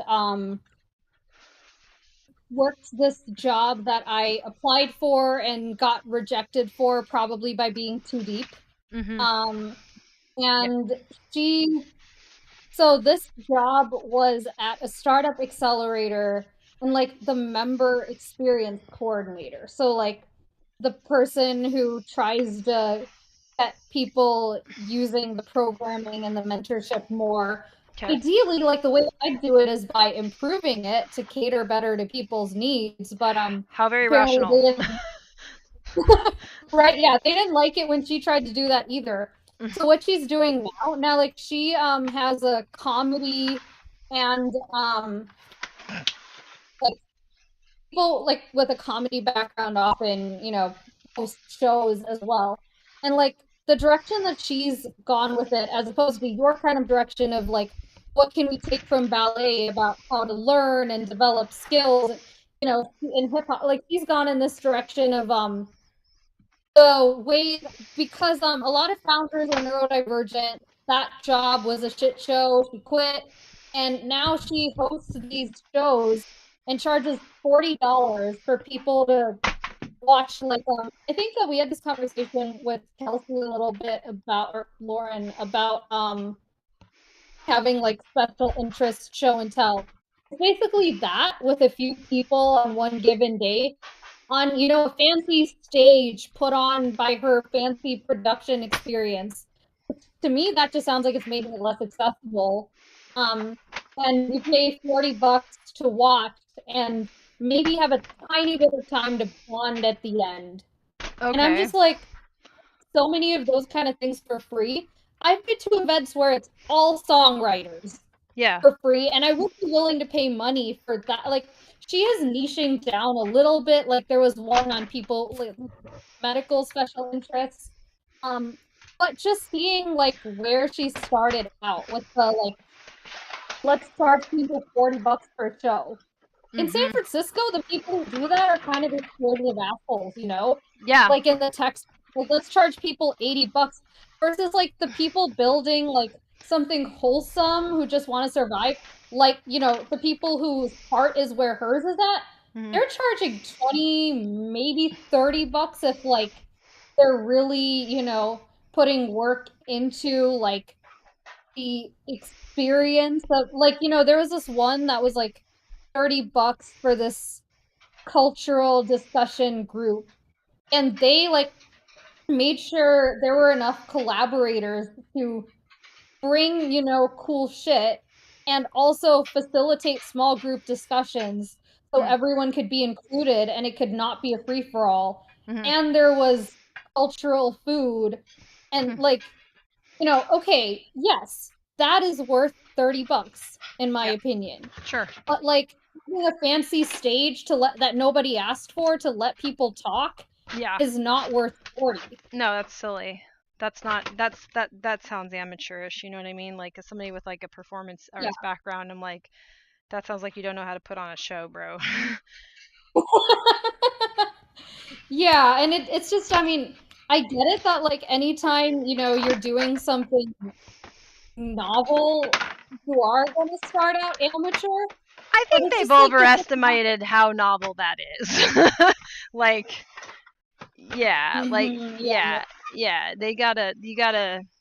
You gotta know that vaudeville figured out the variety show 100 years ago. So chill out a little bit. Oh yeah, I feel like I think another thing. Okay, going back to your original topic of how being around your special interest helped you in all these different ways. Yeah, I've had that experience too after just spending small amounts of time in the Bay Area. Versus in Chicago, if I go to like every songwriting group I could find, basically, I, get that for songwriting and art. And that's like it mostly. People's amateur ideas about mental health recently, like after this election, thrown out in very triggering ways. Yeah. Yeah. I'm sure that's been awful. Yeah, like seriously, it's also really hard to find like low energy spaces. Like anywhere I can go when I'm in burnout. It's like I keep, questioning like But I've been going mostly to online spaces because I'm like, for anything in person, it could get randomly triggered now, ever since, this mental health is hashtag trending. It's such an Instagram culture. Yeah. Yeah. And my chances of having like an actual good experience, like jamming things to feel good, like the craft stuff feels, but the side conversations, they like, okay, if there's like the scale of how good to how bad it could be, on a scale of like 0 to 10, like it could go from like a 2 to a 6.5 usually. Yeah. That makes sense. Yeah. So like on average, I'd rather be like, now this group I'd say is like full spectrum. Like 1 to 10. Because there are times I've like found, the thing I need, and other times where I'm like, I'm triggered, I need to leave now. Yeah. But don't be mad at me for being triggered. Yep. But I'm willing to like accept that more here because it's that, as opposed to like this, negative skew experience. Yeah. There's some way for you to justify, even if it's that crazy, there's a lesson to be learned. Because I know you're observing. Yeah. You're observing from the perspective of like you also have a desire to create a space that is successfully facilitating what needs to exist. Maybe. I've been questioning how healthy of a place that desire even comes from. That's fine. Yeah. Time in my life. And yeah, that's fine. But yes, it is a really great place to learn from regardless. And also I really appreciate the sharing the topic now, because it's helped me avoid the ones that are more likely to trigger me and like want to come to, there are some topics, like there's some of the recordings that are like on my list to go back and watch. Because before I used to just come when I didn't have anything else to do. Yeah. Like if I don't know what it's going to be about, versus now I can like decide how much to prioritize it. Oh, that's good. I'm glad. Thanks for the feedback on that. Yeah, I like it too, because Kyle and I talk about it beforehand, so there's a little bit of processing auditorily as well, which is nice. Just a couple ways to facilitate this going, into a depth that is serving more people. Like any of these topics are going to be generalized in ways that I can't anticipate as well, because I'm drawing from my brain, but I also can only go off of what my life has allowed my brain to, bounce off of. Yeah, for sure. And I also, so something that I've noticed in myself is like if I know of a topic ahead of time, then I can kind of have that like going in the back of my mind a little bit. Yeah. And like come in kind of primed for that, versus if not, then like I have worked to not do this actively, but in 2022, early 2023, I would have been like, this is the autism group. What is pissing me off autism wise lately? Sure. And come in with that energy. And I'm sure I'm not the only one, especially people who might not have been exposed to the kind of stuff we've been talking about, to know that there's better than what's pissing me off in Chicago right now. Yeah, totally. Like, that makes sense. Yeah. No, go ahead, please.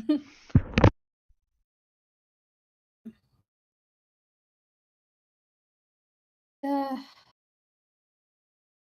The vacuum on for a second. So please take some time to take the conversation anywhere you want. Cool.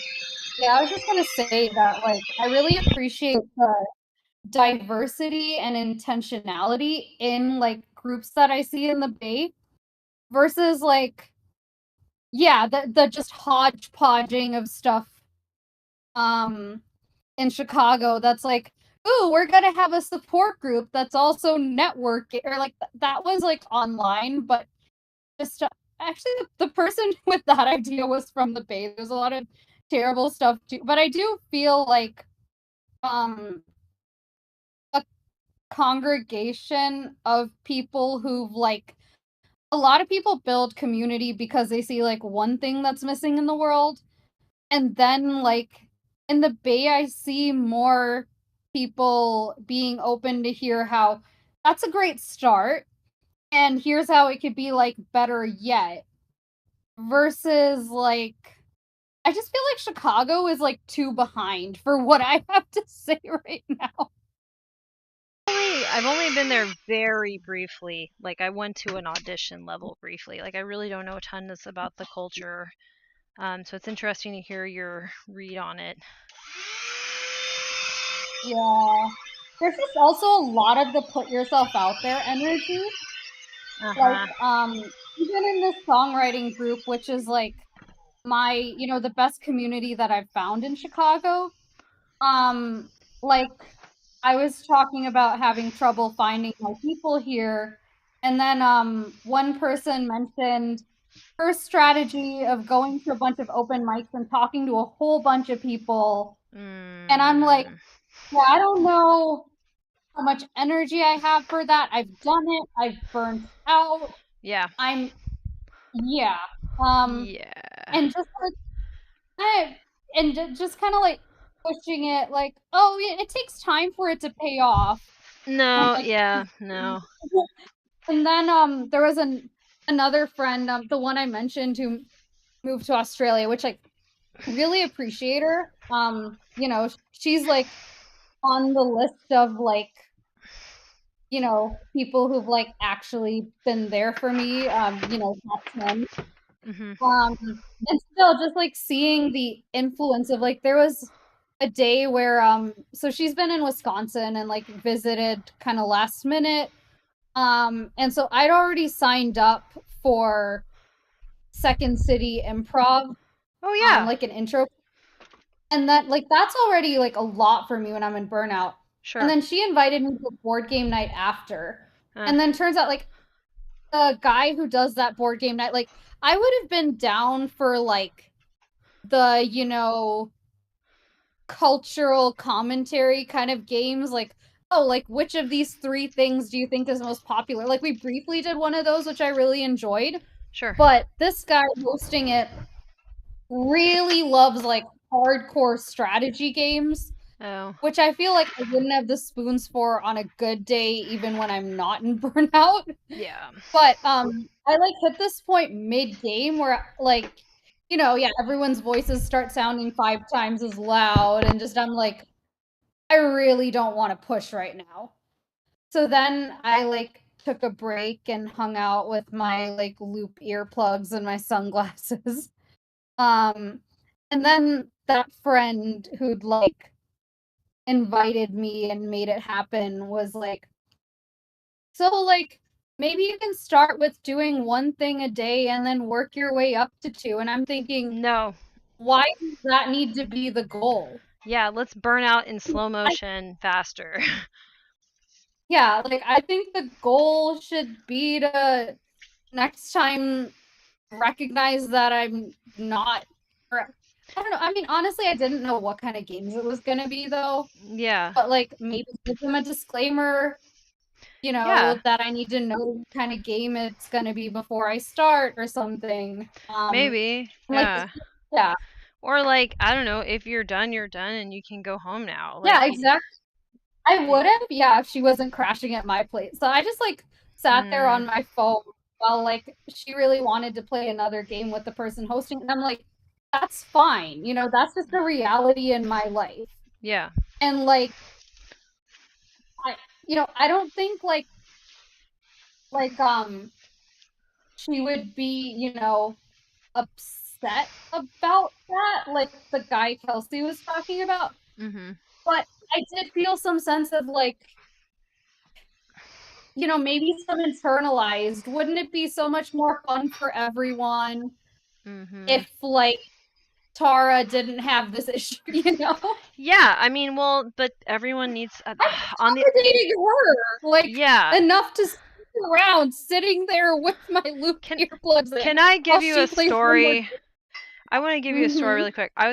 This cheered me up so much. I was at the mall and there was a man who must be level 1 approaching 2 autistic who's by himself. So he's like in his maybe late 20s, 30s, very visibly so, making auditory stims, lumbering way of gating. His gait was off from a typical person's, and using his arms as a stem as he was going. And he was walking. At first I was like, oh, is he supposed to have a care person with him? And then I later saw him sitting, making some happy stimming noises as he was enjoying an ice cream. Sweet. Right? So this man got to order his damn ice cream, sit down, and he was clearly enjoying his ice cream, and I felt so happy for him. Okay? So, and everybody in that fucking mall gets to see somebody he can be that independent. So if they can't handle you sitting down with your sensory support tools, taking care of your needs, then they need to just get the fuck out. Like you know what I mean? Like, are we accommodating, or are we all full of shit? You're right. And if they find your disability ruining the fun, then I find them to need to, like redo their entire personality. Because no. Yeah, for real. And like in the Bay, I see so many people being like, I'm tired right now, so I'm gonna sit on the side. And like that being relatively more accepted. Especially outside of the like tech networking scene, which I've just avoided because it's awful. But yeah, like I'm really feeling that. And then in Chicago, it's like we finally have quote unquote neurodiversity acceptance, but it's on like the productive side of things of like sticky notes, like okay, like there's like fidget toys, I don't know, like those are more accepted, but like using it to be productive rather than taking a break. Yeah, exactly. Like the fun ADHD life of the party, aka like something that I like am really upset about is like I'm seeing a lot of people with the ADHD or even ADHD label in the Midwest being pushed to be like these go with the flow entertainers, because like I can, do really random fun shit. And like people see that like all over the place vibe as like, oh, so fun, and like yeah, like what they project onto it is like yeah, like, oh, okay, like you can't focus, but you're like spontaneous and fun. And I'm like, but I don't want to be seasoning the pot for the rest of my life. I want to learn how to build stuff in a way that works with my brain. Exactly. Seasoning the pot. Exactly. And they're saying, we find this thing about you useful to us. And then you say, okay, what do you think that is? And then if they respond back and they describe it in a way that after studying yourself, because that's what I was saying earlier, you have to be doing. You have to get a sense of like what you are, because you can't look out in the world and say, well, I'm that kind of thing. Like maybe, Yeah. right? Like maybe you're approaching getting some experience with that because you cultivated them, but you're still having to just like build the model blind. And then they give you feedback that is ridiculous. That's not what you're doing. That's not who you are. Then like whatever they think they're getting out of you isn't even what you're doing. So it's like you need to work with people that are on your level, okay? And that's not their place to judge. They're not on the level to judge if they're on your level, bro. Like like they're not there.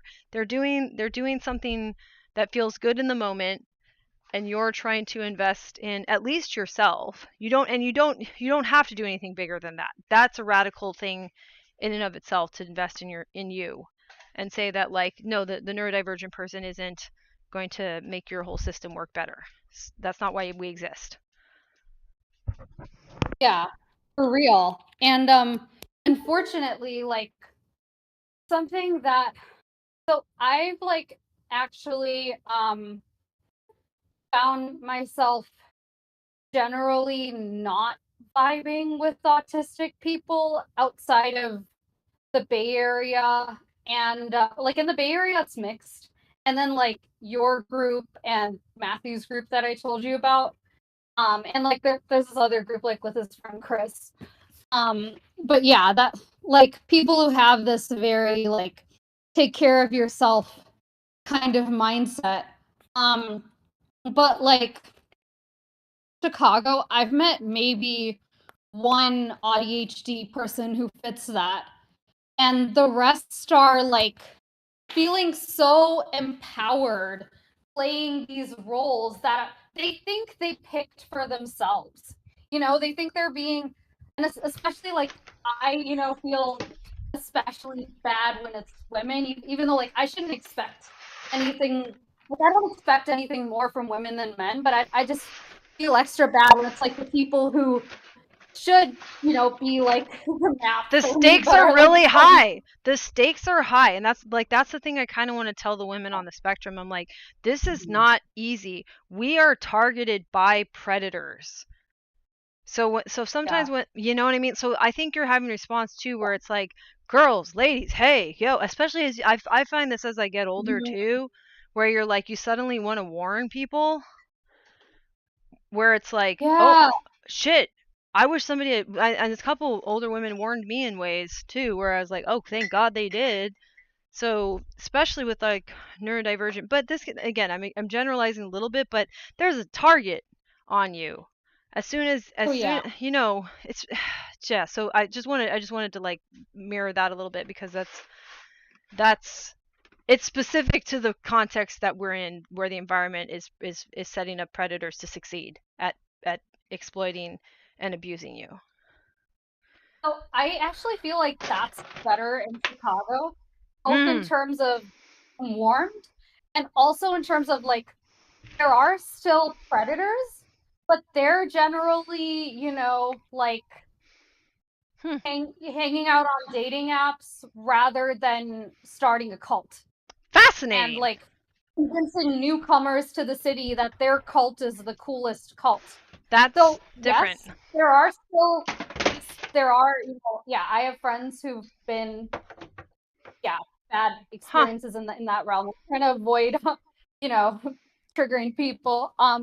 And they, you know, probably had a harder that's talk about it in therapy. You know, it's you're not going to hear it from Jane and a bunch of other people who I've met coming up in like common conversation. And how do we make I mean, there are feminist groups and because the culture is different and it's less community oriented, there's more like, you know, how do we educate people and address rape culture rather than how do we build a safe co-living space.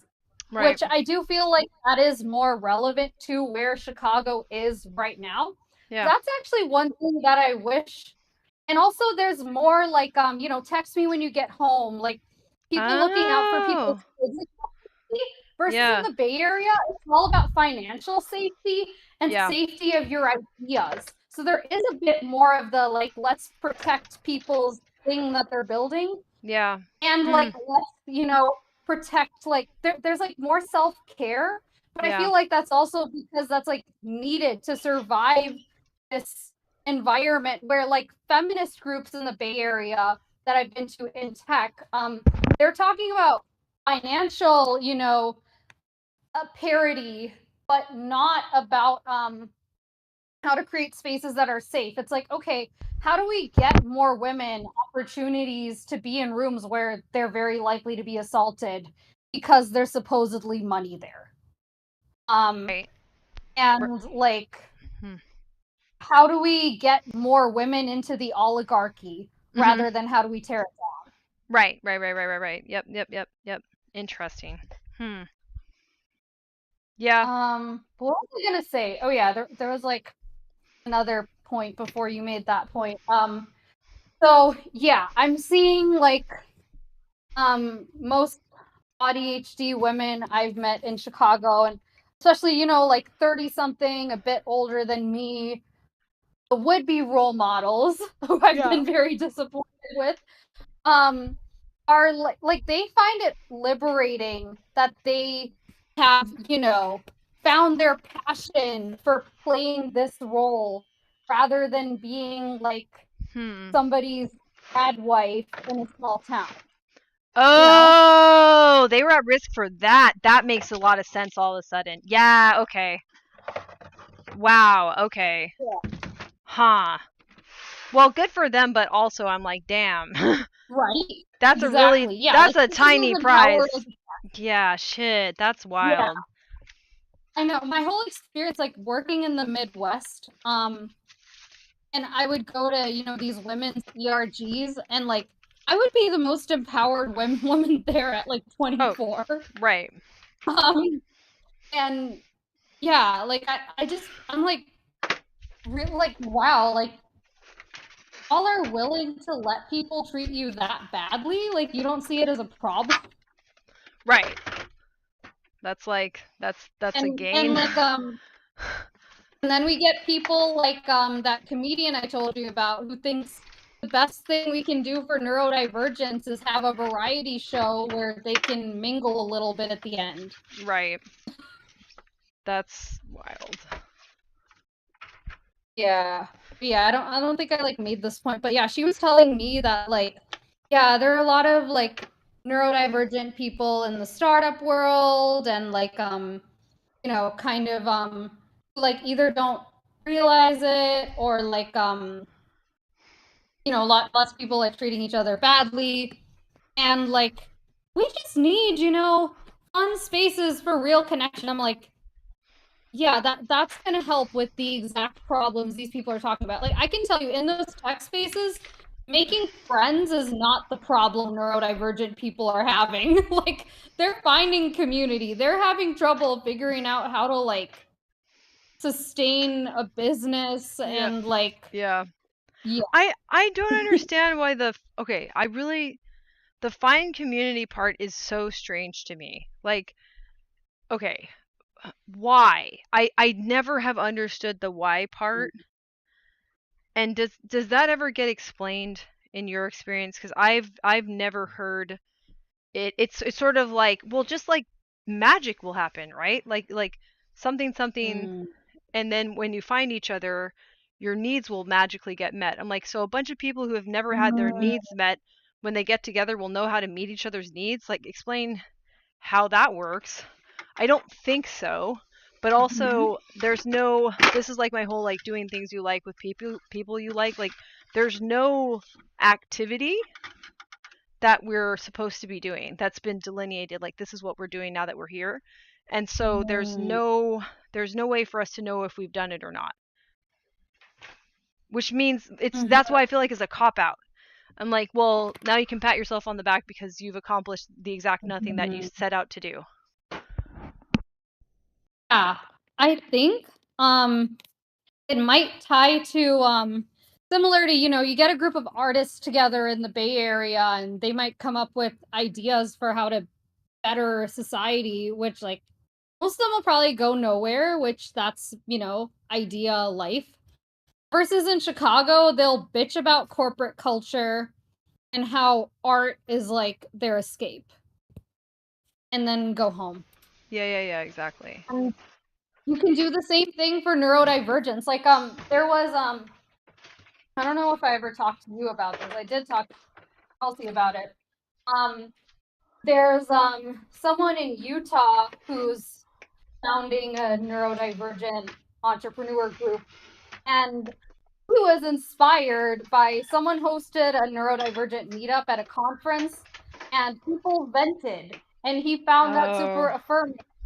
Yeah, and I'm like, yeah. I don't. Yeah. I don't. Gosh, this is so convoluted. So, okay. And that's why I honestly feel like in Chicago, I am better off in spaces where neurotypicals are badly explaining how to do shit compared to where the neurodivergents are, commiserating. Yes, I get what you're saying. And there's no parameters around it where it's like we don't necessarily know what disabilities we have that are comorbid, or even if we don't have a full picture of like each individual person, like we're filling in the blanks with our own story sometimes to the point where it doesn't really communicate anything except a hallucination. Mm-hmm. So that's a concern as well. So the only way to know that we're getting anywhere is to say like, okay, well, what's the problem? The problem is, I would say, unemployment, failure to thrive as adults, inability to, I have my doing as arriving, right? Like inability to experience motivation in the way our brain is capable of experiencing it, despite the fact that our society does value that technically, and that we pull into like a pretty stark relief the problems of society at large, and therefore can be either scapegoated or can feel crazy. Like we can even like short circuit ourselves because it's such a surreal position to be in, where our society is failing in a way that we wedge directly into the crack. And we fall through it, but we also get stuck there where it's like society says they value people that are originators of ideas, and yet autism can set you up to be extremely good at that if you're able to spend time with your special interests. But the only way to do that successfully is to have the resources to buy the things necessary for that to reach its fruition. So it's like it's a really obvious problem. And so if you get a bunch of people and no one's arriving at that, then I think we've failed to describe autism. We failed to describe why autism is disabling. We failed to critique society. We failed to do sociology, even though we're borrowing the language of kind of pop sociology. So all of that, like, I think I can say that in like a couple of sentences and we're done. Yeah. And I really resonate with that. So your point, bringing together a bunch of people who haven't figured any of that out. Worse, bringing together a bunch of people who think that empowerment is finding a way to make money bullshitting, but not realizing you're bullshitting without having to mask as much. Right. Exactly. Like what I was saying of like, having to commit to replicate like the kind of special interests, that journey that you've had, but like fast track it at my age sounds like torture to me. Right. And so I see, a lot of later identified people, or like people who, didn't get access to much, special interest spaces that resonated with them until later, like people who were more, more harder socialized into gender roles. Yep. They like often end up on that kind of path. Yeah. And then you bring a bunch of them together, and then I'm too much. Go talk to a therapist. It's all trauma. And I'm like, that's part of it. But there's also the immense frustration of realizing we're in this boiling pot. Yeah. And not having, not knowing how to do as building. Yes. And seeing and being around, seeing how dangerous it is. Because I think that's what's hard is like you have on some level accepted this is dangerous. You can see it. You can't be in denial about it. This is dangerous.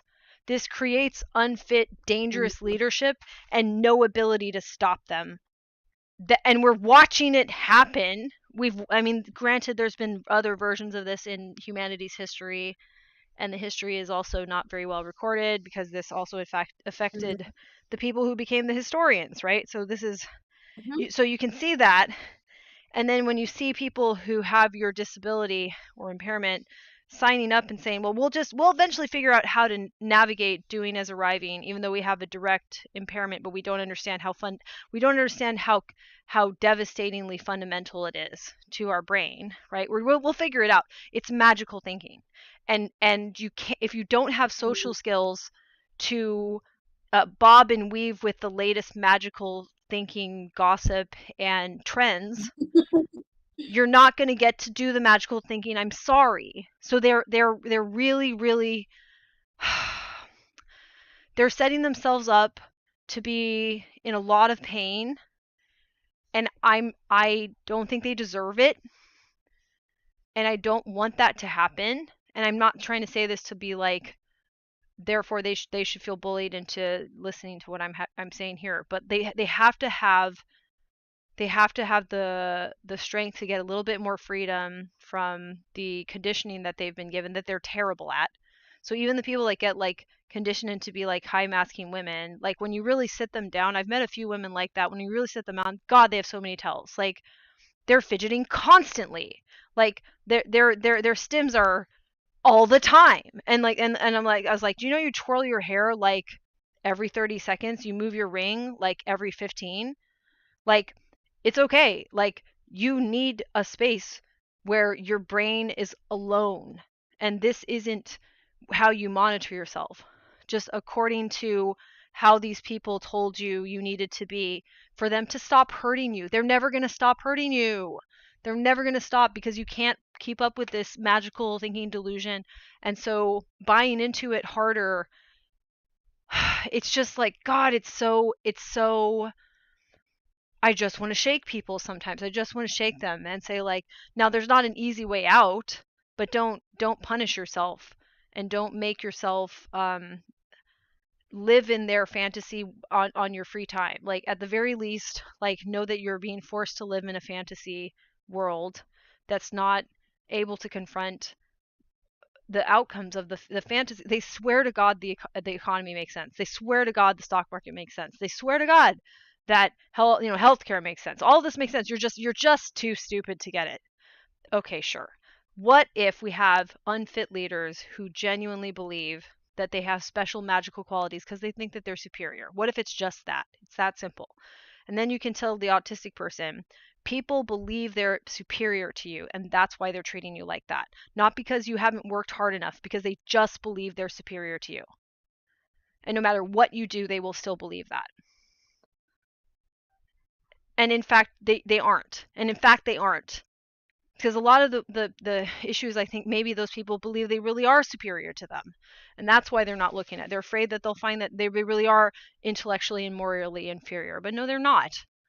Absurd. Especially like these are, cartoonishly, ghoulishly sociopathic, people setting the standard for how people treat each other and how we have discussions and how we prioritize, I don't really use that.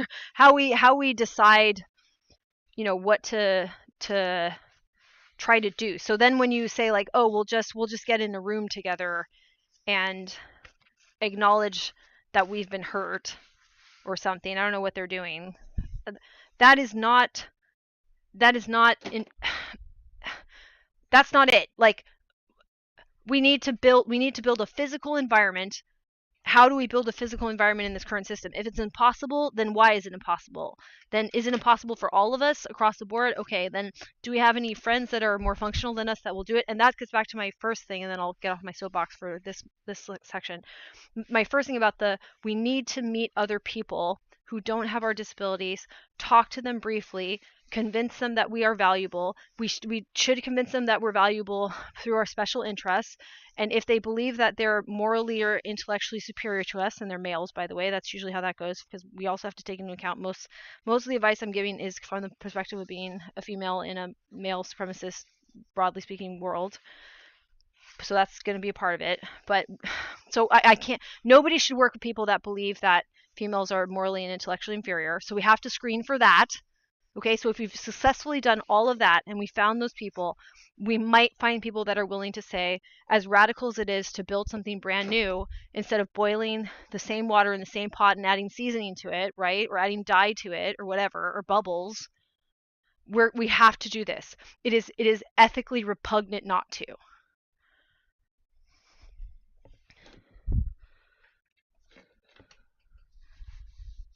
Yeah. I think some people have found like a little sanctuary for themselves back when, the economy and like breaking into the workforce wasn't as hard a decade ago. And like for them, that might feel good enough. They may be not quite burning out. And their neurotypical peers might also be just seasoning the pot. And like to let all of that go, like you're not going to want to swap places with me, realizing that what they need is just not in the city that they've come to love. And like, maybe they'd rather be like, quote unquote killing it in a shit show than trying to build something better. And like they just I don't know. Like I hear these narratives from them where they're like, yeah, like I like learned about my neurodivergence and like it took years of, like diagnosis and therapy. And now yeah, I'm just fed up with email, like if they're not running like okay, if they somehow stumbled into a consistent way to make money, and like gaining stability in a BS field back when it was easier. Yeah. I don't know if they'll ever be motivated, Right. to be thinking about the kind of stuff we are. Like people like Kelsey, yes, like if they ended up in a burnout field because of the way they work, and versus the people who get to be, building the doing as arriving templates and being shielded. Like I've actually, like some of the jobs I've been applying for are project management, and I'm like thinking like, okay, like what would be like a neuroaffirming way to do this? And I'm like, well, on the plus side, at least I don't have to deal with the result right away if I'm the one managing the system instead. Like I don't want to think that way, but when I'm, building something for 5 people and let's say the rest of them are not autistic, then there's one way to collect my paycheck without needing to build something that would work for me. Yeah, they probably won't notice, like they won't. That's the problem is like, they don't notice the flaws because that's not their. I mean, it's not okay. I want to caveat this a little bit because sometimes autistic people be like, our superpower is noticing small details, so we notice small mistakes, but that's like a skill also, and if you do as arrive, I think you lose it. You lose a lot of working on that skill, so that's why they've exchanged one for the other, and that's why you're able to get away with bullshit, and like the bullshit just goes right through and you don't have to deal with the consequences, and you can like do as little work as possible and still get your paycheck. And I kind of get that. I mean, it feels like that's what is that would be like. I'm trying to think of it's not cynicism either. Nihilism? Nihilism. Yeah. Quiet quitting? Yeah. So I think there's some autistic people that have found a way to sort of participate at times at like that. I do think at some point they're gonna get in trouble because they won't know the subtleties of that. I don't think we're super good at that unless if you somehow like I think maybe if you advanced to a high enough rank a long time ago you can do it, but I don't think our generation and down that's going to happen for them. So that's a pipe dream now. You're not going to be a manager, a middle manager who gets to do that anymore. Like you're not There a good enough bullshitter. That's another thing I see with these like mid 30s ish ADHD women in Chicago, like they identify more with the ADHD, which Yeah. tracks if they let go of like the detail oriented doing as building, Yeah. which like I'll admit that I've had some level of that myself, or of like focused on some kind of details and like not paying Yeah. attention to others. Although like if I look back, I'm able to like see patterns from the past, which is cool. That's great. But yeah, like seeing these examples of people who'd gone farther down that path, I'm just like, I do not want to be that, and I do not want to be making that impact on society. Right. But I didn't join doing as building places at 10, so what the fuck do I do? Yeah, exactly. Exactly. No, that so okay, I really appreciate you saying that because I sometimes feel that disconnect because I have a little bit of the inattentive features and I think I have CDS. So there's like I can almost relate, but I actually sometimes get a disconnect with like the ADHD autism thing in this current environment because I think you do get a little bit of some buffer where you can be like, okay, here's what I can do is arrive. This is great. I'll max this skill out, and it could like make me feel a little bit like unable to, you know, I can't go there. And so I'm like, well, but that's not even that good of a place to be. And I don't think it's healthy for anyone. But I also think that like it creates status. That's what doing as arriving does. It creates status. So I think that the ADHD like I think women with autism and ADHD are ranked higher in society than women with just autism. And so we're supposed to be put into like a punching order too. Does that make sense? Oh yeah. Yeah, I see like, several of these women who are like public about the ADHD but not the autism. Yeah. And they like lean into it, and like the way they explain things, like I think this is my ADHD, a little bit of Mhm. tis, like one just said phrase like that to me, Right. like just Right. kind of downplaying it. Right. And Right. like sometimes only mention the autism after I mention it. Yeah, exactly. Um, Mhm. and yeah, I'm like, okay, yeah. Yeah, I'm sure you're a level 0.3. Yeah, I'm sure that's a thing. And you're Mhm. you're just super, super ADHD, as you say. I'm like, sounds like how I am when I'm burnt out. Yeah. Yeah. Yeah. Right. Like we're cutting ourselves into pieces and then doing like a horoscope battle or something. And I mean like that this is actually really helpful because this is something that I've been watching for some years but haven't had a chance to put into words. That there is this like, well, but ADHD can do hierarchy better. Even if you have autism, you can kind of somehow you guys can kind of still do it, and I can't. Therefore, you don't want to. I shouldn't. I really should make sure that I defer to the person with the ADHD. Like I'm not. I'm still not supposed to be. Shit. This is really sensitive. Actually, this is interesting.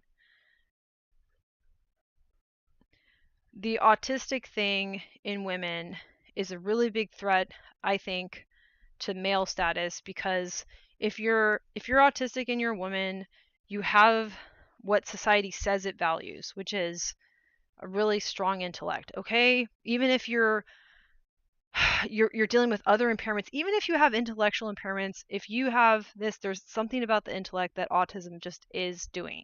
Okay, and that's what our species hasn't quite figured out. It's not a superpower framing. It's just like we don't usually dissect the intellect in this way, but if you have autism, you realize, okay, I am doing a skill that they say they value, that they give accreditations for, that they give trophies for, that they tell you you're special for, okay? But you don't end up in any position hierarchically where it makes sense, or if you do, you can't stand it and you get bullied or you get really dismayed and alarmed because you realize it wasn't about the skill, it was about the hierarchy.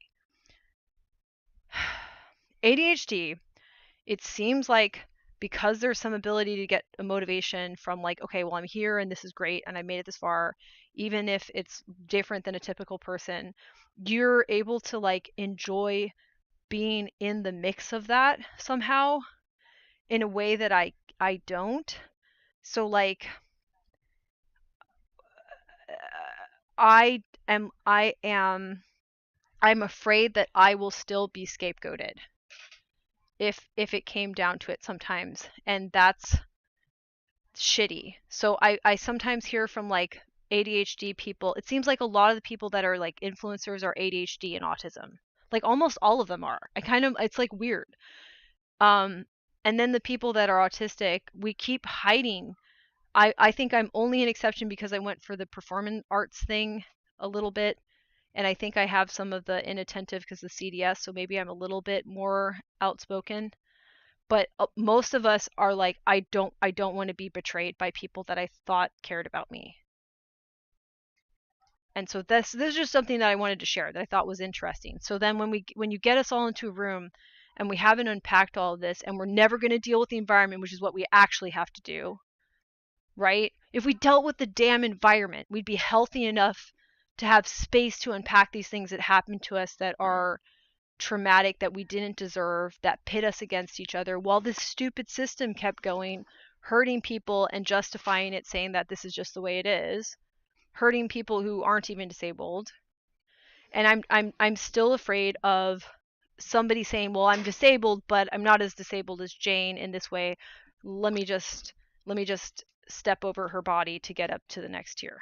It's so weird. It's like, it's weird to say this out loud. It's super weird to say this out loud, but it's like, damn, isn't that part of it?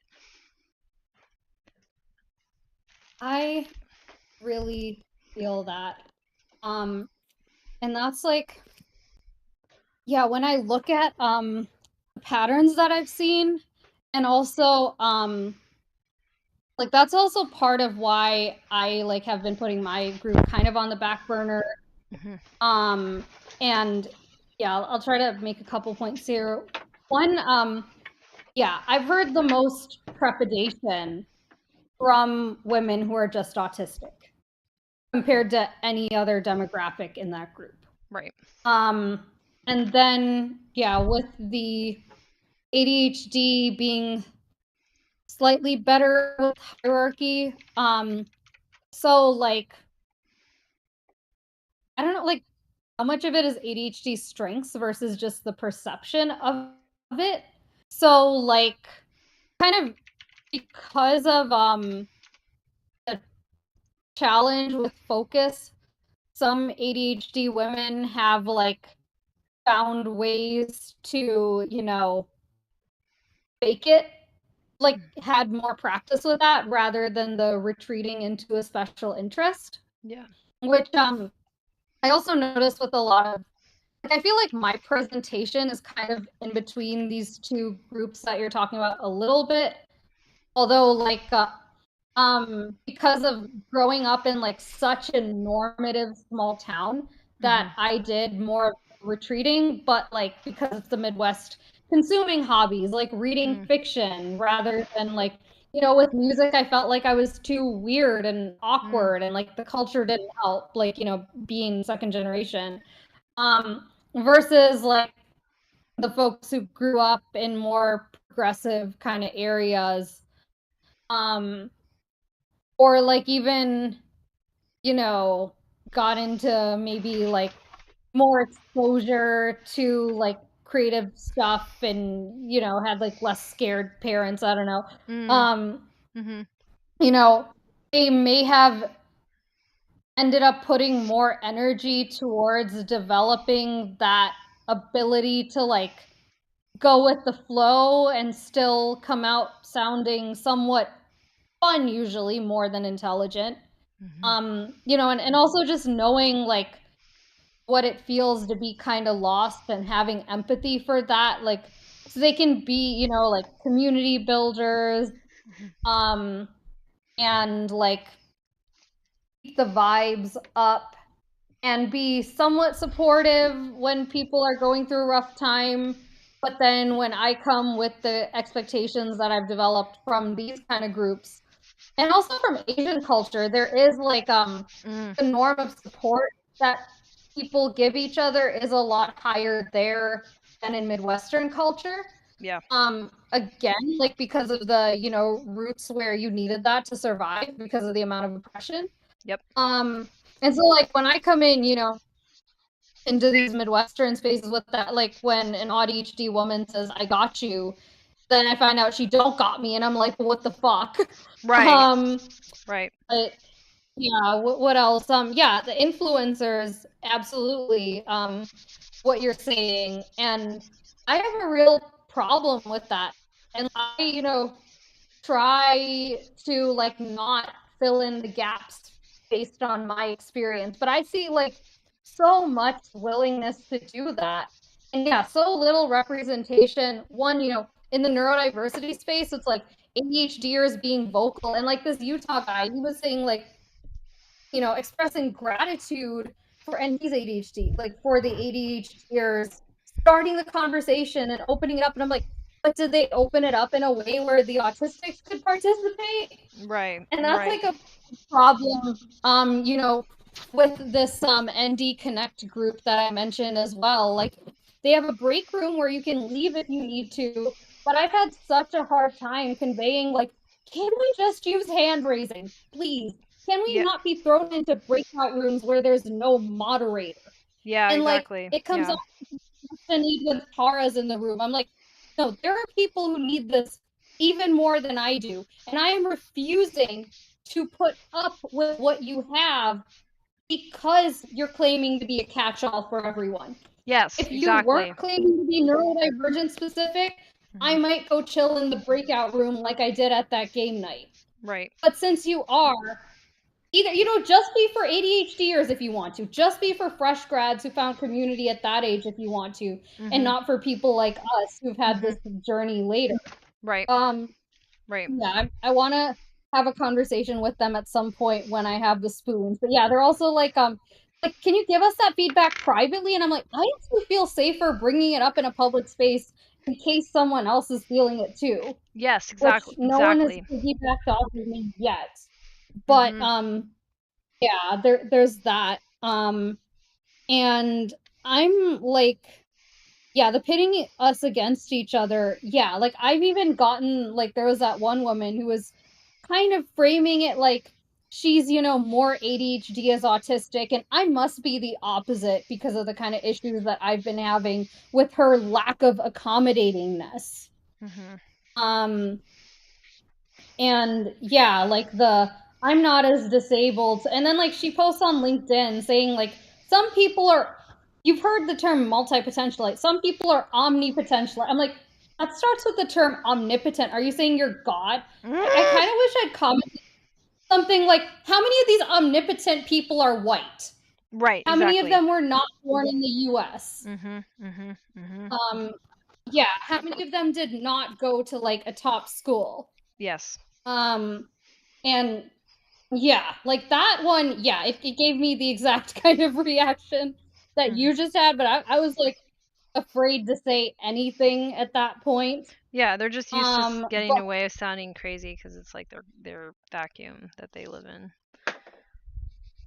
oh yeah, I mean, superpower narrative to an extreme. No, I don't just have a superpower. My superpower is that I can do anything. Right. Which there's that ADHD narrative going around now. Like, oh, okay, well, we can't focus. We have trouble accessing the kind of special interest path that you're talking about without it feeling incredibly lonely and like torture. Yeah. And we do have some ability to be in certain social spaces without feeling as drained, Right. and maybe some ability to advocate for our needs milliseconds faster. Mhm. And so that path might feel relatively better to us. Um, and so I'm trying to remember like where I was going with this.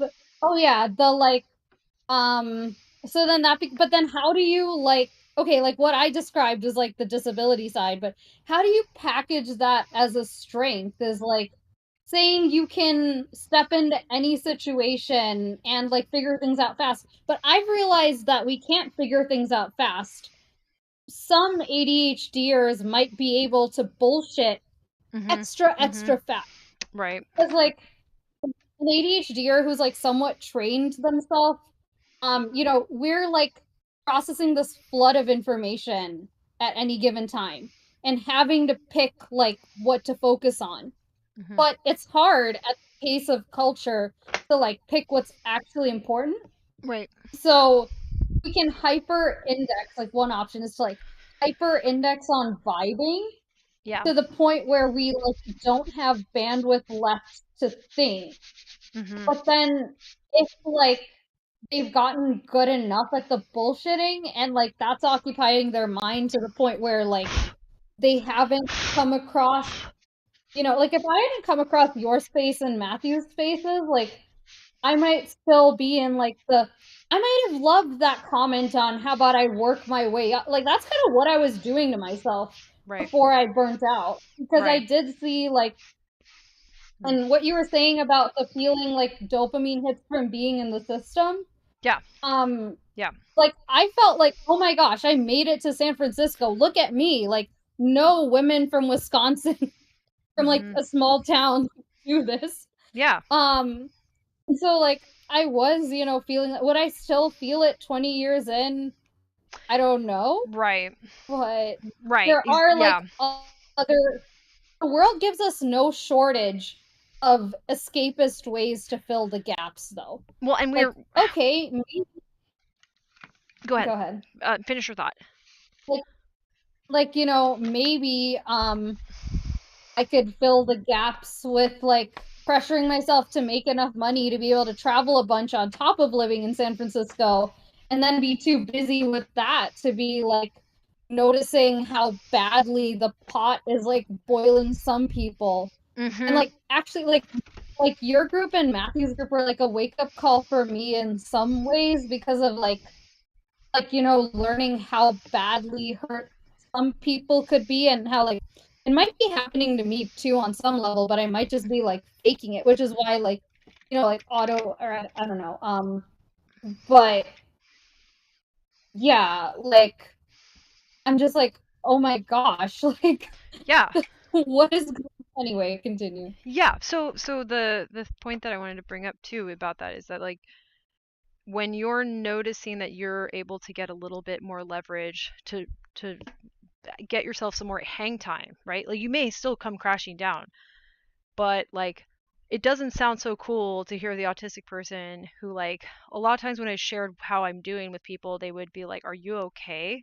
Like, "No, this is normal. This is how I've been since like forever."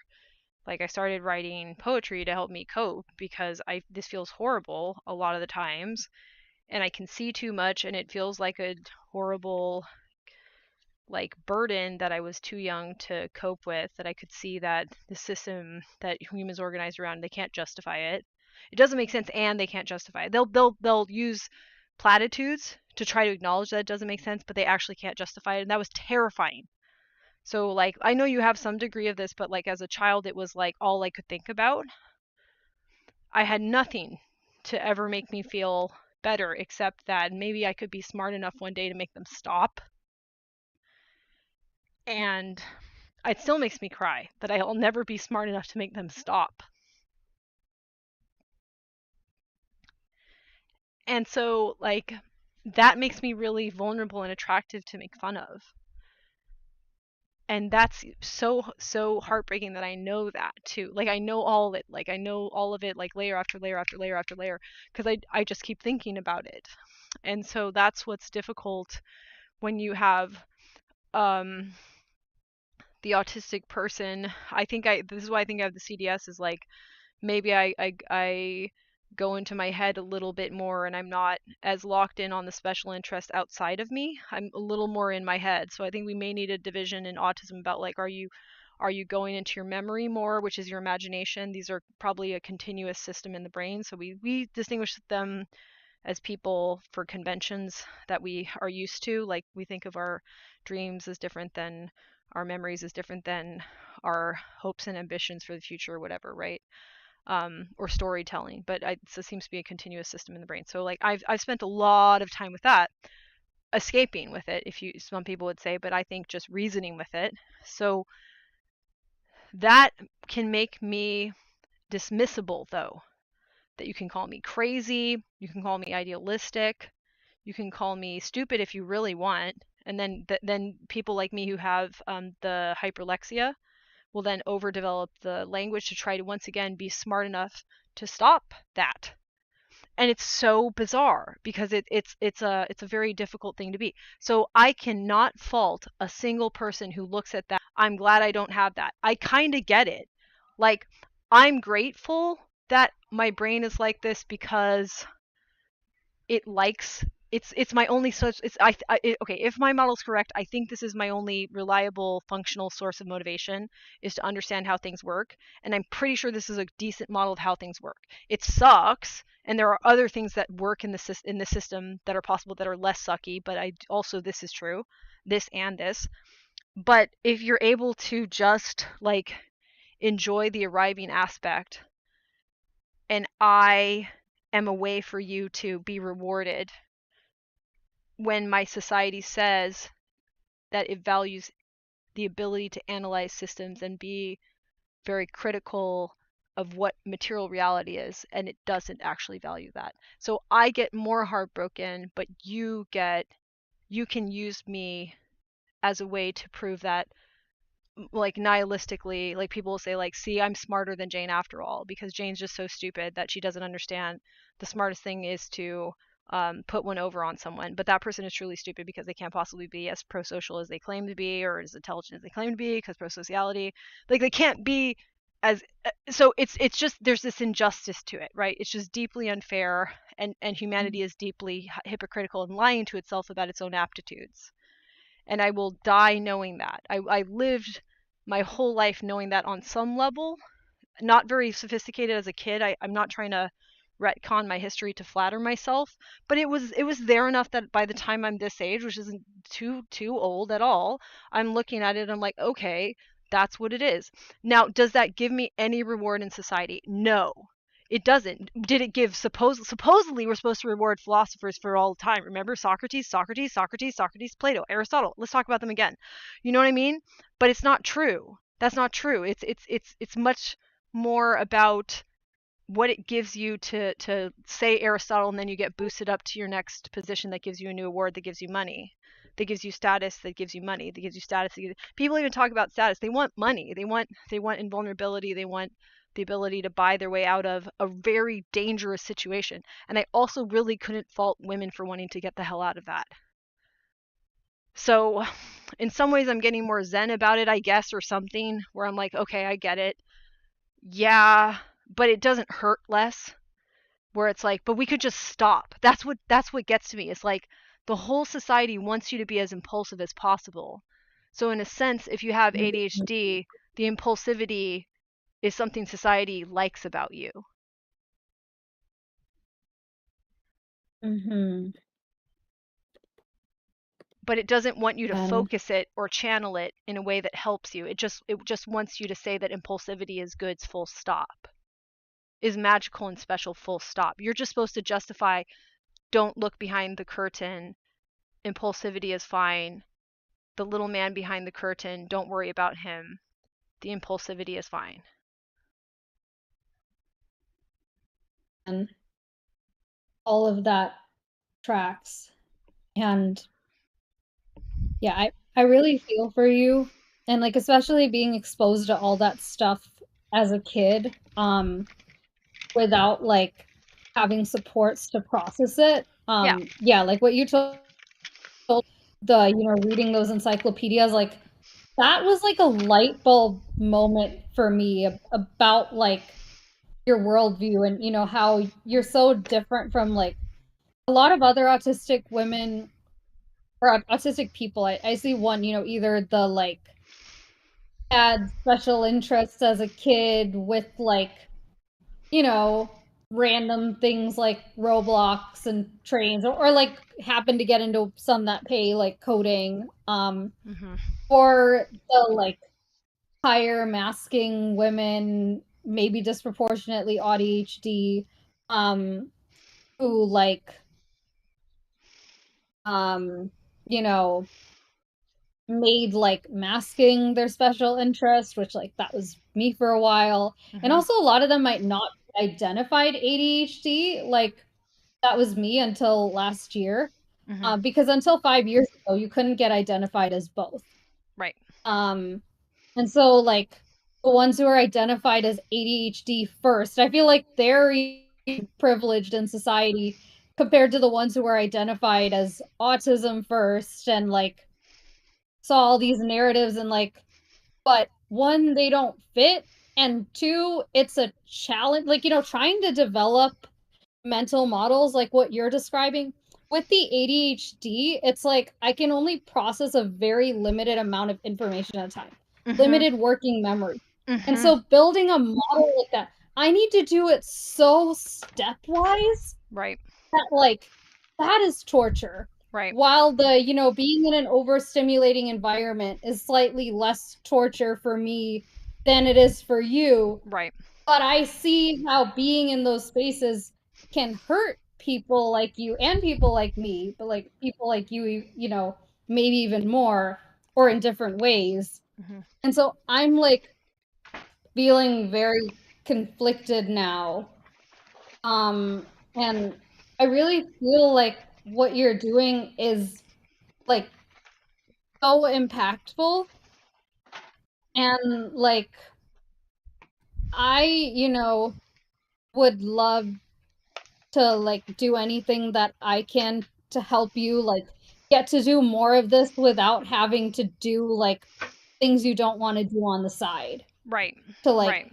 Right. make a living, Yeah. because this is so valuable right here. Like, okay, I would drop, depending how many of these I participate in, like, I'd definitely be willing to drop a couple hundred a year at least.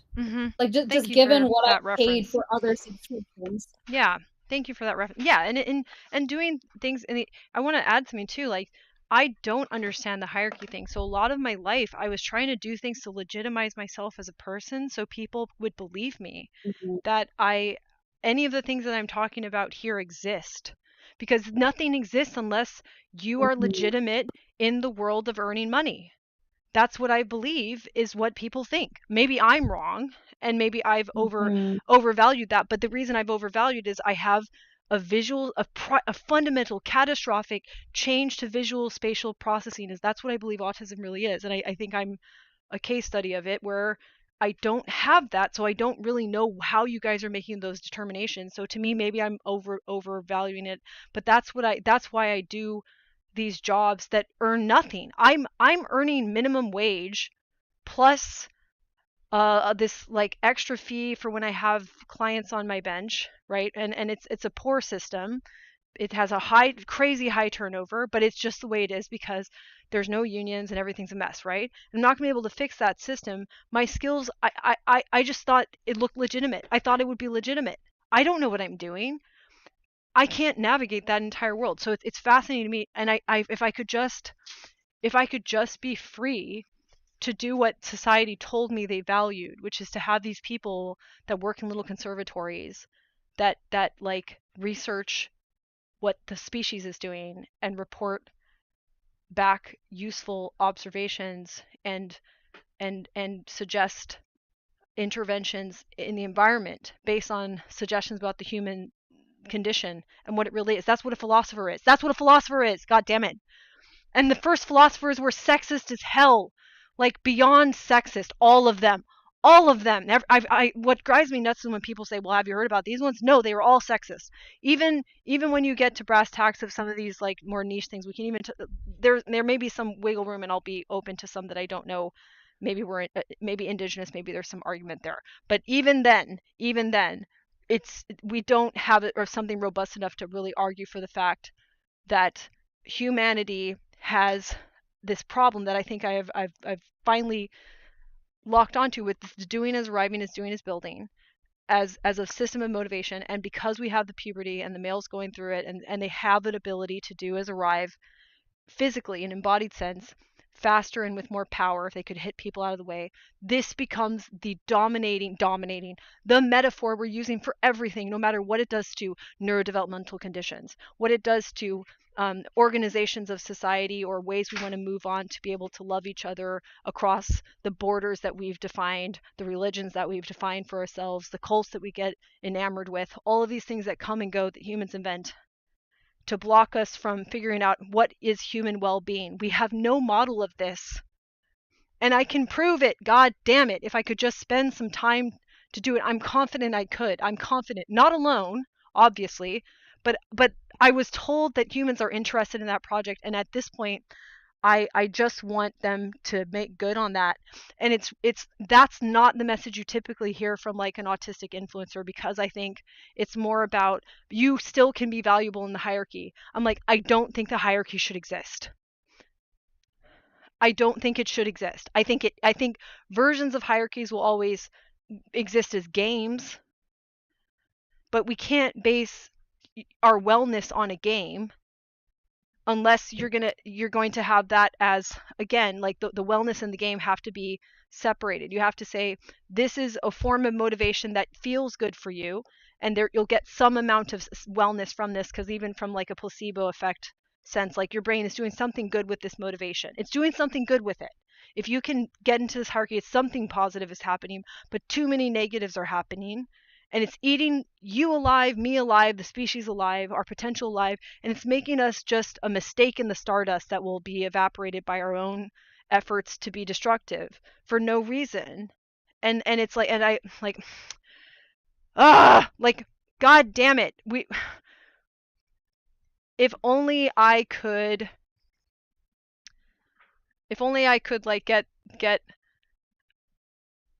let me think about how, because I really appreciate your like, I'm almost like pitching this, right? Like I'm trying to be smart enough for what you're saying to actually like matter, right? Thank you for saying it. But if you were healthier, right, and your ideas were being fully developed because you were healthier, the people that would be impacted by that would then have new ideas that would upgrade how human health can be expressed in other forms beyond your disability, my disability, the neurotypical person.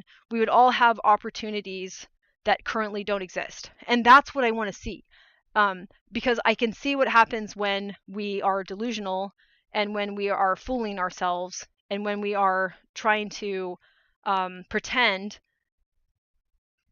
and it's simply not true. And if people could just stop long enough to say, well, that's simply not true, instead of saying, well, I need to justify myself. Well, you don't have to why would somebody need to justify themselves to me? I'm a fucking loser according to society for the most part. I mean, with some mild exceptions. Again, I have to justify myself and why I count. I don't care. But like, you deserve to know what your actual potential is my belief. I believe that. And that's because like you have consciousness, and what a burden consciousness is. So if you're going to force somebody with consciousness to just watch themselves be held in a state that's, I don't want to say mutilated because that's too extreme, but like where you're being artificially turned into something that only exists because people are in denial of what you actually are incurious of what you actually are. They've made up a thing that you are, and now you have to do everything within your power to pretend that's real. That's the history of our species. If you read the encyclopedias, it's forcing people to pretend that something someone made up is what people really are. And I can't believe we're still doing it, especially when we have evidence that people have neurodevelopmental disabilities. Like, we just proved that a brain is not an amorphous cloud of receptive, energy that takes in, I don't know, signals from God or something, from the soul. We we live in a causal universe, and you are a causal agent. So why would you then have to onboard nonsense, garbage information in, and pretend that the information that they predicted would come out actually came out the other side? That's fucking crazy. And that's my that's my end right there. Is like, you don't deserve to be crazy. Yeah. Man. I really resonate with all of that. And I do think there are at least some people in the world, regardless of whether they're bought into devoting any, of their energy to doing as building for the collective, just like having access to the kind of stuff you share, that could help, even the people who choose to play the game and just, at least they can feel validated in their decision to go make some lavender for the pot or maybe keep it for themselves or, Right. like even just knowing what this is happening Right. and then being able to make whatever decision, like Matthew charges people for coaching like very fair rates. There are a lot of coaches who like really, really charge like extractive rates. And he does like a pay what you can. And like there are people in the free discussion circles at least. But like even in my paid group that I did, there was, like at least one person who was struggling to make it work professionally. And just like there are a lot of people who just feel like shit, including people who've been able to game the system somewhat, who could benefit from these perspectives. Now I know like some people mail and like be like, oh, that's extreme. It's not really the case. Maybe like a school curriculum, like Yeah. okay, another challenge that you're facing might be like with the streaming format, people are getting dropped in wherever. Yep. And like, yeah, I'll give you an example. Like when you said that like homes need to be designed differently for autistic people, like honestly, like I was like, okay, wow, that's extreme. And it kind of fell into my like perception a little bit of entitled Bay Area people. Right. Like, dreaming of perfection versus like I just want, a tiny little place in the Bay Area, like with a roommate who's not awful, and I'm gonna be like over the moon. But then when you later talked about how like, the patriarchy and like these massive houses that take forever to clean versus a studio place, which is my preference already, I'm like, okay, wow. I, not have thought any, like I don't like judge people fast, but I do like think of, oh, they may have bought into such and such Yes. idea. Like Yes. I Yes. wouldn't Yes. like not assumptions, but I wouldn't have thought along those lines if I'd heard the second thing before the first thing. Most And I like have I understood. most people think I am living in the context of my world way more than I am, which is a totally reasonable thing to believe, because that is not even that's normal for disabled people to do. I have absolutely no idea why I'm this out there, but I am. So I have to tell people, I'm like, so I'm really, really out there, but I'm not telling you this so that you think I'm extra special. I'm telling you this because it's true, because your brain is going to be like, well, that's impossible, but it is possible. And also, when you think that it's not possible, there's going to be something you're going to have to unpack there, and it might be a little bit sexist, and that's okay, because that's also normal. But this is all about to happen, so I'm just going to tell you that. And then when it does happen, and you have to think through it, and we're all like, oh shit, right? Because I don't know why I'm like this either. I just am like this, and I'm self-aware. I can't be cute, like, you know what I mean? Like, I'm like, oh, I don't know that. When it's happened over and over again, yes, I know that. So yeah, no, totally. Yeah. I really think that the stumbling on the encyclopedias that young, like that probably contributed to it, because like there are other autistic women I've met who like aren't identified as ADHD and don't really fit that presentation that much, who did like study people, because okay, like no one has the whole picture right away. Right. But like for example, the like I don't have time for burnout or talking about burnout person. she like was observing people and like analyzing body language and like but without your kind of background of like, but this is bullshit, you know. Right. And she was prom queen. Which Right.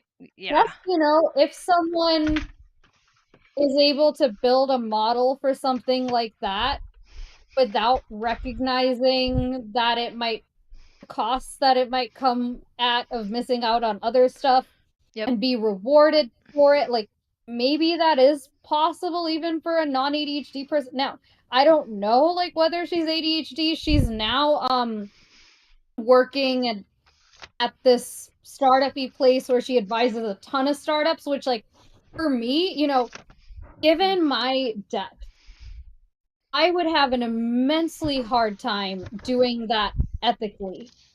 Which, although like my ADHD might also be getting in the way. Right. But like for someone like her, one, if she's not ADHD, like, so, you know, there's a case that she could be ADHD if she's enjoying that. But there's also a case that she might not be if like, you know, converging on all of that is not as hard for her as it is for me. But Right. either way, there's the case that she might not be aware of the kind of nuance we're talking about. Yeah. Because she's like been in a bubble studying neuroscience with mice. Right. And then learning about activism on the side. Yes. And like activism is parroting a bunch of stuff. Yep. It's not being in spaces like this. It's telling people who need support that you don't have bandwidth to support them while overwhelming them by throwing information at them. Again, maybe if she's not ADHD, it's not as overwhelming for her. But also because she has these credentials, she can just info dump on people without having to filter it and get paid for that. So like, you know, I do think there are likely doing as arriving people who are just autistic and not ADHD. And like everything that you described about the difference, I feel like the ADHD versus not probably contributes to it. But like again, you know, this is me saying it. I'm not in your body. I can't know, you know, how much is that versus, but like I really, you know, what you said about this experience reading encyclopedias about the Holocaust that young. That is something I have not heard from anyone else. And I would guess that that might be an even bigger contributing factor. Interesting. Yeah, no, it certainly could be. Like I have heard people with hyperlexia reading stories. So what I had was the first thing was I just grabbed things on the bookshelves that I could reach. And that's when I started I read any words I could read. So that's how I started reading. And then the encyclopedia, the entire shelf was within reach. And by the time I could read the encyclopedia, it dawned on me that I needed to, because I was already reading the dictionary, right? Because I was reading words that I had never seen the things in the words were saying, right? So I read what a ball gown was before I'd ever seen a ball gown. So I wasn't completely sure what a ball gown was. I remember that one stuck with me. So I was probably like 2 or 3, I don't know. And like, you know, they give you picture books and stuff like that, but there wasn't, for whatever reason, I didn't have a picture book that said, this is a ball gown, cartoon ball gown. I wanted to know what a real ball gown looked like for some reason. So I remember that. And I remember thinking I should look up, and I knew the encyclopedia told you more and showed you pictures. So I started I have a question. Yeah, go ahead. Yeah, what was it now? Okay. So like when you were, you know, 2 or 3, were like people aware that you were reading this much and like guiding you towards I was, but so my room was let me explain how this happens. Just this will be good context. So my room, my mom had turned the dining room into part library. Okay, so the whole walls were lined with books. And that became my bedroom because I had an older brother who was 17 months older than me. And when they took me out of their bedroom at like 2.75, 3, so that's when I start being actually I was in that room a little bit younger too with a crib. So they knew that they wanted me, or not a crib, one of those little swingy things, like a little, you know what I'm talking about? Little baby swing. Yeah, so I had a little baby swing in there sometimes. And then so at some point I must have been, I don't know how old, but I got moved in there pretty quick because I know I was definitely in there by the time I was 3 for sure. And so that was my bedroom. And so I just started picking up the books.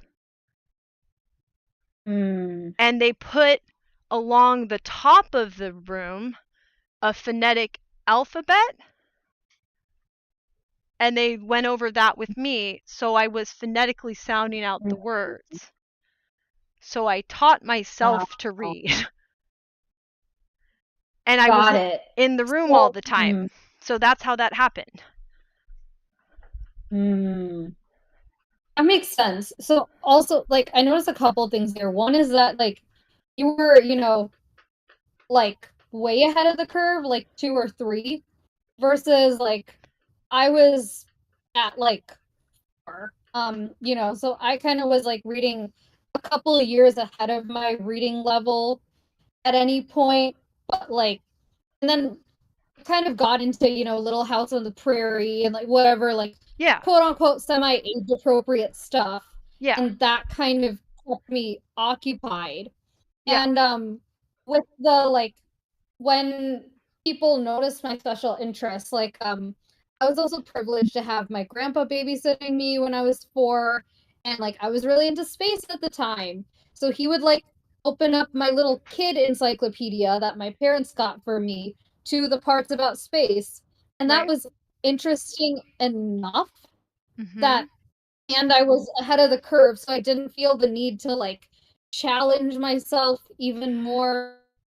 I was more interested in, like, learning about concepts rather than, like, I didn't have the same amount of interest in words. It was weird. Like I don't even like, okay, I think this I feel like it's important for me to tell you how this happened. So like, so you understand it, because it's not somehow not that impressive if you hear me break it down. So what happened was I knew the word the and like a and I, and then I thought it was interesting how often they also showed up. So I went through, I literally remember doing this. I would pull the book down and I would sit on the floor and I would go the a, and then I started putting together with the phonetics them, there,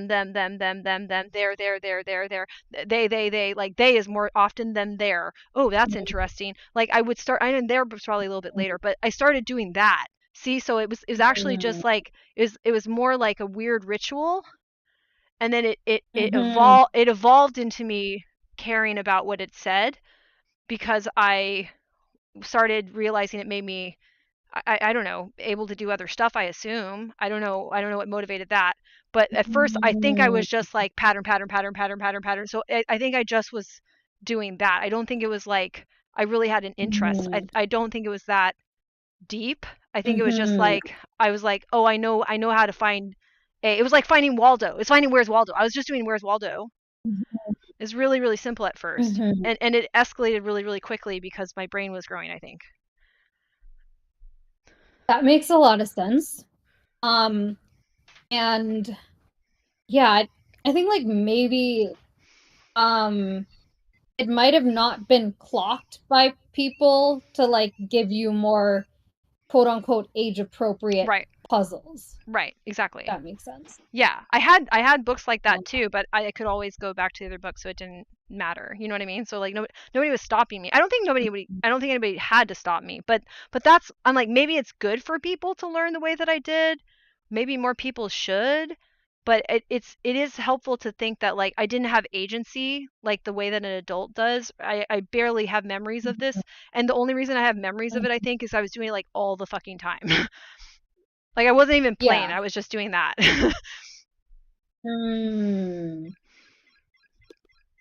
Yeah. That makes sense. And I wonder if like, yeah, I don't know. It's interesting, like your desire to learn about the world and the kind of things that you gravitated towards compared to like what a lot of other kids do. Like, for example, I was really interested in space because, like, oh, wow, big things. Like, we're, a part of this giant whatever. Mhm. And then the next was like really small things like Mm. cells and Mhm. DNA. And like those ones are pretty common, separately into dinosaurs and like existed before us. Um on this kind of beyond human scale, you Right. know, Right. versus like human history, I see more like high schoolers, sometimes middle schoolers getting into it, which is the age where we're exposed to that anyway. And especially boys, which like, oh, guys Mm. with guns, a bunch of people might come off very differently to them compared to you. Yeah. Um Right.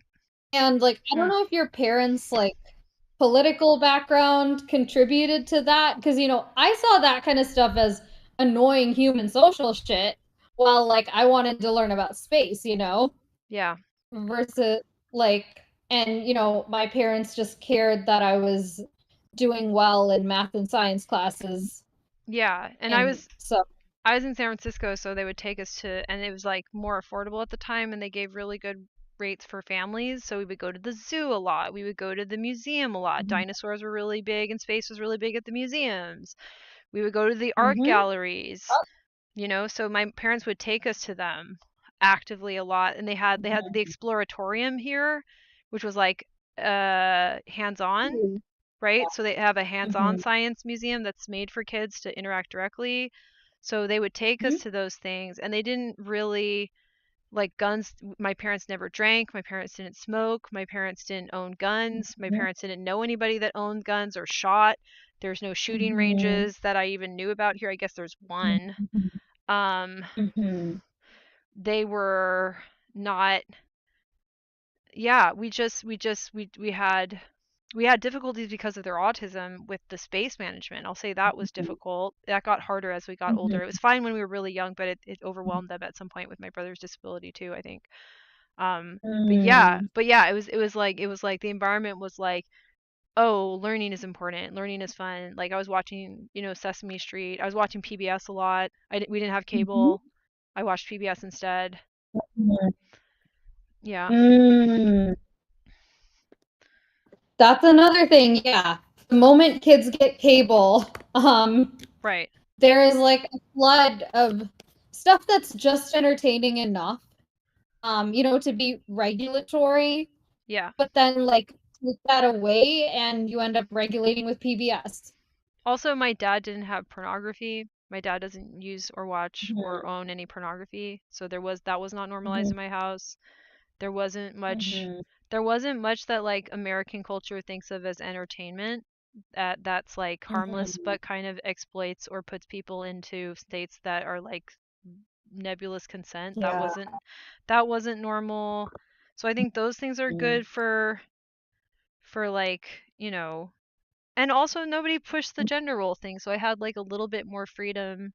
But mhm, it's still frustrating because it's like I really wish I could have gone from here to like a planet that like wanted somebody like me sometimes. mm. Yeah, I feel that. Um, like I've been looking for like where's the place where that's wanted Yeah, and like exactly. finding, places where it's slightly more wanted than the last one, but that's not enough. Yeah, because then like the message is like kill that part of yourself. If it Yeah. exists, just kill it or drown it or ridicule it. It's not that important. It's who do you think you are? And no, like that's the most Yeah. important part of yourself, in my opinion. It's the part of yourself that cares what's real. Yeah. Yeah. But it makes you a bad consumer, right? And it might make you Mm-hmm. a bad producer because you might not want to make things that make people consume something fake. Yes. Hmm. Hmm. I have to think about Yeah, that one I feel more. like the more I learn, the more unemployable I get. Right, exactly. Yeah. And I still think there's got to be a way to, like, this is why I'm looking at the co-op thing a little more seriously. And I know there's Mhm. some examples of like larger co-ops that, like, they're not in America obviously, but like internationally there's some examples of co-ops that have tested out models, but there's got to be something that's a transition away from what we're stuck with right now, because it's so tied up with what it is to be autistic and ADHD Mhm. obviously. But it is interesting because it does seem like ADHD is managing better than autism, and people who have both, it is a little bit Mhm. better than just having autism in this system. Yeah. Not in some objective way. That's ridiculous. But like in Yeah. this system Mhm. it does seem to be like there's something about that. Hmm. How Yeah. odd. Yeah. I mean, it's not odd, maybe it's predictable, but like how shitty. Yeah. But also, it varies by culture. Right. So my Right. best Yeah. friend's originally Hmm. from China, Mhm. and she was like unaware and shocked about this because Mm. over there, so like they don't have a word for ADHD. They kind of have one for autism, Right. and ADHDers are the nonconformist troublemakers, and autistics are just kind of drained energy-wise and tired, Yeah. which Yeah. is more acceptable. Yes. I So think like yeah. there's like Mm. like ADHD lines up with what is like shameful in their culture, which is Mhm. kind of like what autism is in American culture. Yes. You know what's funny about okay. I have comments about this. Mhm. So I in my ballet training, the conservatory I went to was ran by people who like escaped, so to speak, because Mhm. the ballet company was controlled by the government, right? So you kind of had to quasi defect at some point to get away. Like, and Mhm. at some point, like one of our teachers, like he used to have to go back every year and do a ballet honoring Chairman Mao, Mhm. where they would march on. Wow. Yeah, they'd have to goose step on stage with fucking rifles. Anyway, Okay. yeah. This, yeah, So that's crazy. you can But go. yeah, but yeah. So that happened. But I will say, so like we had that, and then we had students who were also, they had a really close connection to a school in Japan that also had like a Mhm. phenomenal work ethic, and I loved being at that Mhm. school. Mm. Just like it was so structured, and like they were softened a Mhm. bit because obviously there's like an extreme of this, Mhm. like the Shen Yun dancers Mhm. thing that you see, like there's an extreme. Mhm. But Mhm. also same thing with, like, I trained in Chinese acrobatics, and like I'm like at some level I'm like, this is Mhm. my shit, man. I don't know, like, you know, Mhm. I would vomit like after class if I hadn't been Mhm. training, and Oh, we started wow. up, yeah, because it's so intense, but still, Mhm. like after a while I was like, when I would do the summer intensives, and I would be like, oh, it's that first day Mhm. vomit, yeah.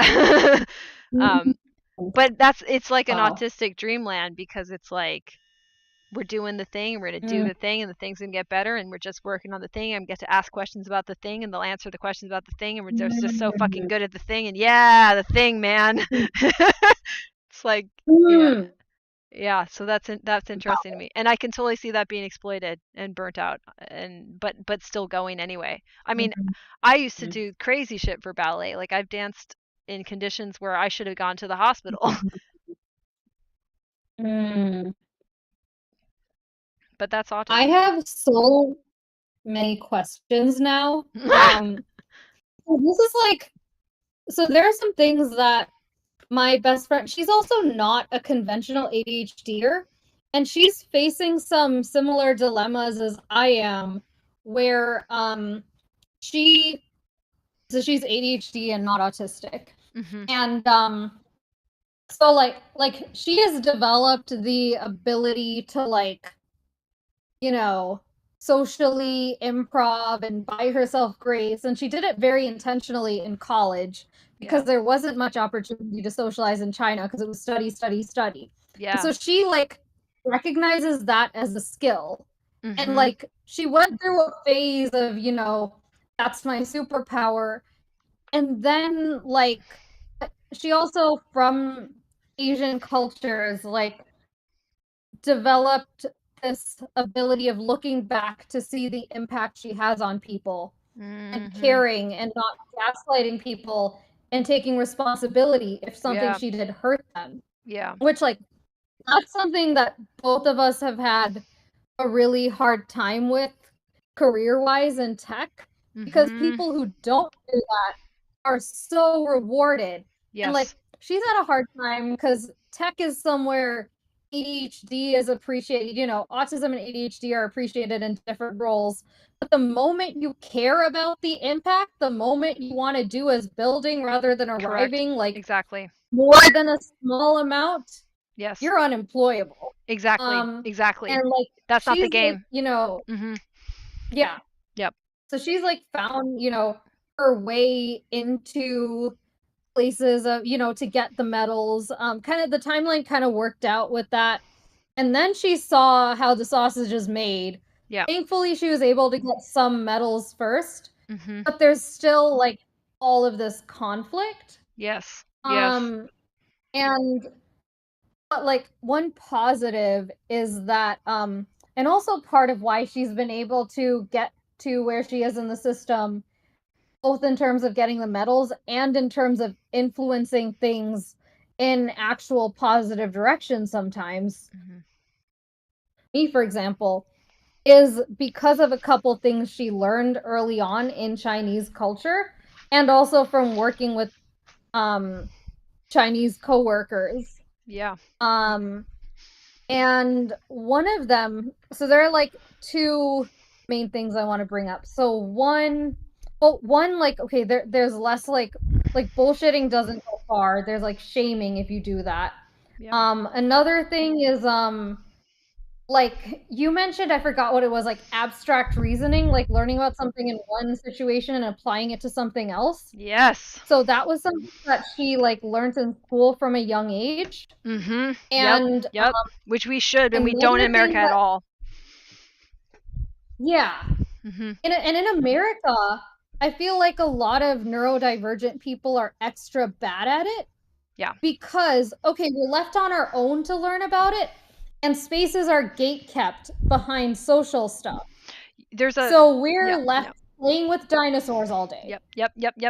Eugenia, I think, Chang, she wrote this really great book, The Joy of Abstraction. She's a mathematician, and she argues in that we need to treat math completely different, and we need to treat like category theory as the foundation skill that we teach kids. So basically we have to treat abstract mathematics first, and then and that's why we're losing everyone, because if you don't understand abstraction, you don't know why you have to deal with like algebraic bullshit, which is memorization. Right. Yeah. So it's really, really phenomenal argument in that book. But also she has some good interviews if you just want to like fast track what she's saying. But exactly that. And we don't. Yep.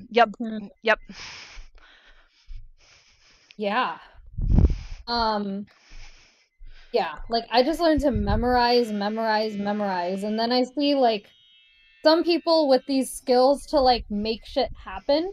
And that's like another thing I want to be around is like the Asian influence in the Bay Area.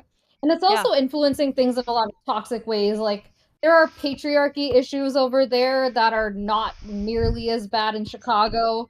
And there are other things that are just different. You know, like Chicago's a very like white patriarchy. Right. But yeah, like I'd say on average, I feel like there are less severe issues there. Yeah. But yeah, like I feel like the only option here is to learn this doing as arriving kind of game. There are like a couple things yeah, two like main points I want to ask. So one is So Amy, my best friend, talks about it as like that Chinese people think in a tree structure, like they draw a lot of tree diagrams of like, Uh-huh. this falls under it. Is that Oh, like something that you that's literally abstract reasoning. Yes. Yeah. wow. Yeah.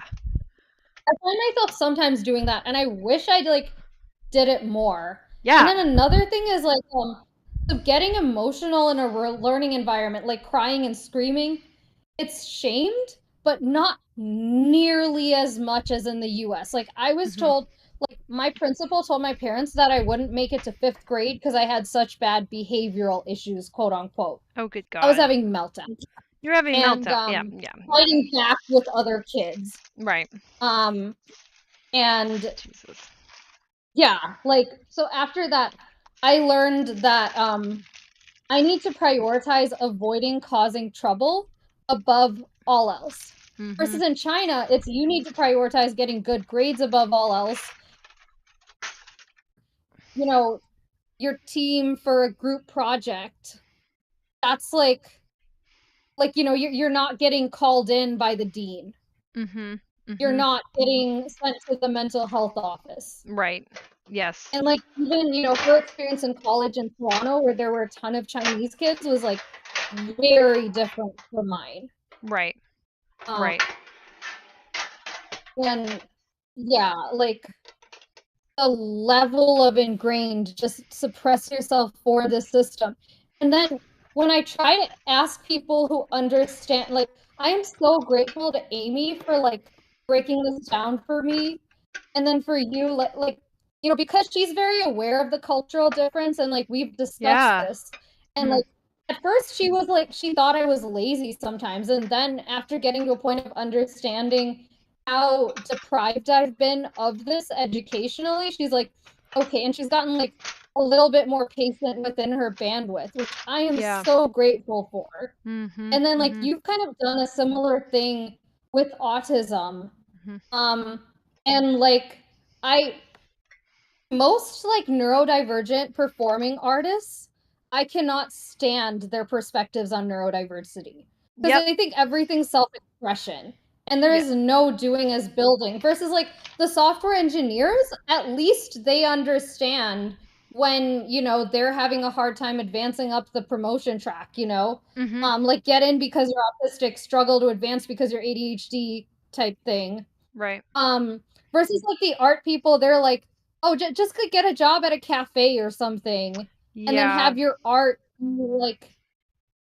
And I'm like piecing together Yeah, why you're there's like so unique. yes. So you know what's interesting too is okay, thank you for that interest. That makes me happy because this was an accident. And I think there should be a purposeful version of this because I believe I Oh yeah. benefited from it. And I feel like Mhm. it kept me from losing my mind. And also I have something that I think humans should Mhm. get to develop in themselves, that it's unfair that Oh yeah. I got to develop and other people don't. And that's specifically Hmm. knowing. So, creativity, the purpose of it is to recombine things you already have seen, to then realize Hmm. something about material reality that is true, and also something about material reality that can't be true. You're basically reality testing. Creativity is reality Hmm. testing. When creativity Hmm. does you see this? So when creativity ceases to be active reality testing, it is just a hallucination. And Yeah. And I yeah, feel like art is just like going downhill nowadays, and collabs are just like, send me your shit and I'll do what I want with it. right. And do it today because I'm inspired. Mhm. And that I discovered that like last year and this year, and it like ruined my music special interest for me. Yeah. Like Okay. made it a source of drain more than energizing. Mhm. Um and it's like something I'm working through now, like how can I pursue this in a way that works for me? Yes. I You need I think I do see artists who want to make an impact in the world, like the whole artivism space, especially now, with this election and everything, it's very timely. And yet the process is very random. Nothing really happens beyond commiserating and patting themselves on the back. And I do feel like, especially in San Francisco, there are probably people in that world who want to get more exposure to the doing as building. Like the people you talked about who came to San Francisco for the nonprofits and then what the fuck. Like, they would probably pay to hear from you, even if it's not autism specific. Like, I feel like the stuff you're doing, it can benefit way more than this minority. And like maybe that could finance supporting the minority, like Right. Well, like building a model. that would be great. Because then, yeah, okay, thank you. I don't know how to do that, but I'm super down for that. Like anything that will work. I am the worst at navigating that. I think if my model's correct, because of the impairment around the global configurational thing, just never allowed that to develop. I don't have it, but I have a really robust way of doing reality testing that I wish could be more robust, but I don't know if we have a space to learn. Let me start this over. We don't have a place where that's what you do, is get better at reality testing. Art should make you better at reality testing. Yeah. Obviously the sciences should. That's a little bit duh. Mm-hmm. But still, all conversations. Right now we're doing reality testing. Healthy relationships, right? Should be about reality testing. And if you are struggling to interact with somebody, probably it's because you're not reality testing together. That's probably why it's not satisfying. Something about humanity, I think, as a species, orbits entirely around reality testing, and being dissatisfied with that or treating that like a burden is like suicidal almost. Like we actually really do like this. Oh, okay. Kyle wants to play MapleStory. Okay, I've gone over my stream time, and I should probably take a break. If you have any ideas that I can actually take action on, I am super down. I don't want to be a dead horse that you have to drag around, but I'm open. But thank you for sharing that. I am keeping some things in motion. I'm working on skill check, and the former marketing director, he took a break because he's I guess quit at the SF MoMA to do pro bono, walked up to me and said he'd be interested in doing marketing for skill check. So that's great. So who knows? Yeah, so if one of these projects that I'm already involved in takes off enough, then maybe society will reward me enough for existing as whatever the hell I am, that it'll allow me to do, I don't know. Allow me to do reality testing, but maybe it won't. I don't know. Like whatever. But I mean, I appreciate your feedback, and just like expanding. It's nice to, even at the very least, it's nice to dream that that's possible, because it's so sad sometimes to think that like I accidentally developed these skills and I don't know how to give anything back to the species to tell them. Like, so the artists, when they say they want to give something to the world, right? What they want to give the world is like, what are they? Let me think about this for a sec. What do I think they're trying to give? They're trying to give the world I'm so fucking inspiring. You can be empowered too.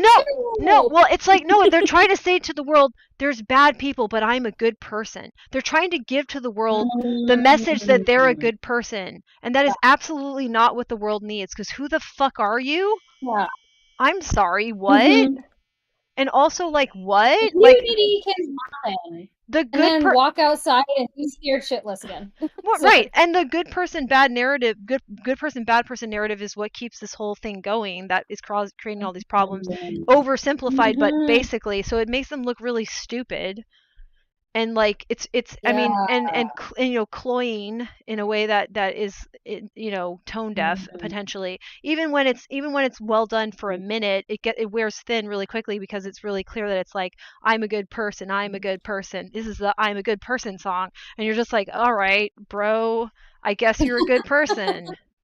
What now? Do you got a plan, good person? No. Right. All right, great. Well, we'll all just good person our way to oblivion. Exactly. We'll all inspire each other even though no one knows how to do shit. That is just depressing. All right, Yes. write a song that the world is shit. Now I've heard that song. I'm inspired as fuck. What am I supposed to do with it? Would Nobody you like knows. to hear a couple quick things that came up for me, or I can Please. save it for No, later no. too? You can. Yeah. Why Okay. don't we do that to tie it up? Okay, cool. So, one, I'm down to share like what I've learned about putting ideas into the world and challenges that I've seen people and organizations run into, and like what I've seen work better than other things. I'm not like the expert, but yeah, like a lot of people in these spheres are like BSing, and like I'm trying to find, like people who I can learn from, but like happy to share like what I've already learned. Um, and another thing that I'll bring up, which again, like I'm not saying you need to change anything because like you got people like me, for example. But throughout, it's sort of a question. I'll just say like from my experience, being in like more diverse spheres that are not like Mm. dedicated to one thing, and like Mm. especially like the Build IRL community building group, it's like a perfect combination of skill building with community building, but Hmm. diversity in the types of communities, which I Mhm. don't know if that exists in like hip hop or ballet. Right. Which like you're already getting more diversity there than you would in like Chicago, Right. just because of, the San Francisco collectivism. But like a group like Build IRL, like I learned things about how, books get published. Hmm. And I learned from that I'm not at a place where I would be perceived as credible likely yet. Mhm. So it can help with like finding options, but also seeing like roadblocks before you run into them yourself. I see. Hmm. Um and so like I'm trying to find more of that, but also like my network is your network, you Mm. know? Mhm. Um so like you don't need to necessarily like change what you're doing that is working for you, which is not working as well for me, which is why I'm doing what I'm doing. Mhm. And like I can suggest, as you're like working through different pieces, I can reach out to people on your behalf who might know about different things. Yeah. Um and like yeah, I just want to help however I can like Thank you. throughout this project, also happy to like be customer number 1, write testimonials. Once you got a couple of those, like once you got your first 3, it's easy to get your first 10 kind of thing. Mhm. Mhm. And yeah, that makes sense. That makes a lot of sense. Okay. Dope. Oh. Yeah. Yeah. Okay. I'll think that through. Thank you for that. Huh. Yeah. But I really feel like like your, autism support has kind of went into direction of like a movement that's like there's this Venn diagram, right? There's autism on one side, Yeah. there's this doing as building on the other side, and there's Yep. this overlap of people who are interested in both, Yes. which is Yes. kind of tiny. Yes. Yes. Yes. Versus Yes. like if you built just a doing as building space, you'd probably get a Mhm. lot of autistic people. You'd probably also get a lot of autistic people who think they're not that impacted by their autism Right. because they were able to find a safe space in the system, Right. and they may be able to champion things further. Some of them may be toxic too, and we need to like figure out how to make them not want to be there, which that's a skill that you're better at than I am. Right. Right. Right. Um Right. and like I really feel like this could be something. Yeah, I think you're right. It's interesting. I'll have to talk to him. I have a client who I hope he got it, but he was applying for a job at Anthropic. And I was telling him my Ooh. doing as arriving model, and he thought it was really, really, really interesting. Hmm. Like, and so he has like, yeah, like he's from a different milieu, but a milieu that I think we're Mhm. also both talking about here would be important to understand this. If anyone from it Yeah. can, and then kind of jump ship and switch over to this mode instead. Because the more people I think say that take this on board that like there's nothing. This is not an antagonistic thing. There's nothing wrong with using doing as arriving appropriately. You will use doing as arriving. It's a primary metaphor. Once upon a time, we were wiggly little worms connected to the bottom of the ocean. We were tubes. We ate and pooped. Okay. Mhm.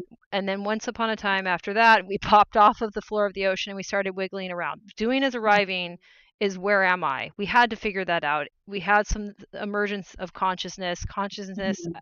as it's become, ingrained in us started that far back clearly because we had to have an I to answer the Mhm. where are and where am, where are we, where am Mhm. I?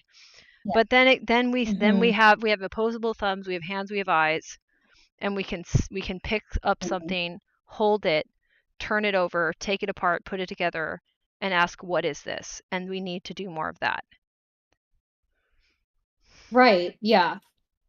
Mhm. Um, Another group, which like I don't know if this exact group would be a good fit, but like there is like this indie hacker movement Hmm. of like tech startup folks who are bootstrapping decidedly and not trying to get funding, and like those Okay, people are cool. already a little more focused on doing as building compared to like, the people pitching to try and raise millions, and then like their fourth time founder and none of their startups succeeded, but they're fourth time founders, they can get Oh, all this money. yeah. Um Yeah. and actually, one of the speakers at one of the Build IRL events, suggested that community to me, like the Hmm. way that they, did content of success stories. And I'm just like the coincidence that she thought of that, Hmm. even though like I was, just mentioning like neurodiversity and community. It feels Hmm. like on some intuitive level, Right. it's like, okay, that might be a good fit for people who like want to learn from each other and don't fit the system.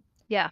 Yeah. Um, Hmm. and yeah, so like I do see more and more of a movement in the startup community of like people who just want to, and the design, like the art community, the like art installations, like techie art kind of folks who like they just want to do cool shit and not have to spend all this time pitching people for money.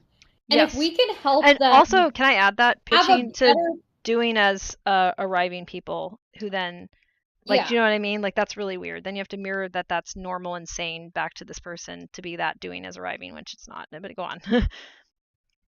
yeah. And if we can help them streamline their processes, because what happens right now, like why I got so into the startup world, like there was a time I was interested in nonprofits. I got exposed to the bullshit. I have a neurodivergent friend who convinced me that nonprofits are not tied to metrics, um, even as much as for profits are. And so they are, she called them art projects, aka just feel good stuff. Because that, the Right. way art has gone nowadays. Right. Um, and so I should focus on for profit, which is what I did. And then like seeing that they're both BS in different ways. Mhm. And people like me who just want to learn how to build get caught up in all this. Okay, this place is a little better. This place is a little better. Yes. There are like all these people who, for whatever reason, they want to build cool shit, whether or not they're autistic. They're being Right. more and more let down by all of these systems, faster and faster, younger and younger. Yes. And Yes. you're Yes. like the destination that they've been looking for. And Mhm. like, if there's like one thing I'm grateful for, like, with my whole like neurodivergent journey, it's been like coming to places like this where like being around the walls that the bullshit cracks against, Yep. and being able to distinguish what's bullshit to an extent. And then like now I'm sad that I've like gotten to a place where I learned, oh shit, my whole childhood was being indoctrinated with bullshit and not learning how to think. What do I do? Right. But like I like want to get legitimacy from people who are doing as building to Yes. support with that. Yeah. No, but that's and Like, I'll give a final thought then I should pop off. But like so to that yeah, extent, so you there's something that Mr. Rogers says that I think is really beautiful and he said it a long mhm, time ago. So this was before he had his show. He was just being interviewed or no, maybe it was early on in the show, but before a lot of these episodes that we can watch, so black and white.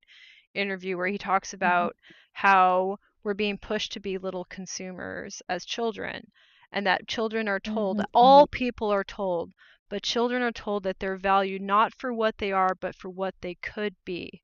That one day you'll be a great consumer, and we need to get them out as quickly as possible to become, basically little producer consumer units is the thing I would add on that I've gotten from feminist philosophers. So you are valued just because you are the most unique expression of human life that you can be, because all life will never be repeatable. Like, you are not repeatable. Now, what you can do though is mourn what you could have been if society also had seen that about you and said that about you, instead of said to you, we'd like you to be a consumer though, we'd like you to be a producer though, we'll care about you then, instead of what's possible, which is that you just already are something that like your humanity is this reality. In my opinion, it's this reality testing is the building. Their humanity is the building, because the wiggly worm could do the arriving. Yeah. We're the only species that does this level of building. We're the only one. And anybody who has ever said that that didn't matter to you was a fool. And you need to know that. And that it's okay to mourn the fact that that fool took things away from you that you meant to build, that you wanted to build. But you're still that builder. You're still that builder. You always were. And you always will be. Yeah. Yeah. Okay. All right. I'm going to end on that note. Yeah. Cool. Have a good weekend. Whatever's left of it. And I'll be working on some stuff this week that is hopefully helpful. And I hope that, just thank you for today. This was really good. I'm going to re-listen to a lot of this because it was a very, it was very good. I'm going to note it, as I say, new things, old things, all things, do things. That's how I get motivation. I think more people should practice that system of motivation. Review the new information. I would love. Yeah, go ahead. Oh, sorry. I was gonna say, like, I would pay for like a session to like pick your brain on Node, and like, because I've been trying to find a way to make it work for me, but I'm just like I try to figure out how to integrate the new things with the old things, and I'm just like, oh, let me help you. How much of that is Yeah. You don't have to do it right now. Like, we can do that later too. Yeah, let's plan it. Or like have that be next week's topic or something. Oh yeah, that'd be great. I would love to do that. Yeah, let's do that. We can, if you'd be down for it next week, if that works. Check with your, schedule, make sure it's a good one, but let's do it. Okay, we'll do a node deep dive and I'll explain ways to use it. Okay, great. All right. Awesome. Node next week. All right. Okay. Sweet. All right. All right. Bye. Bye. Yeah.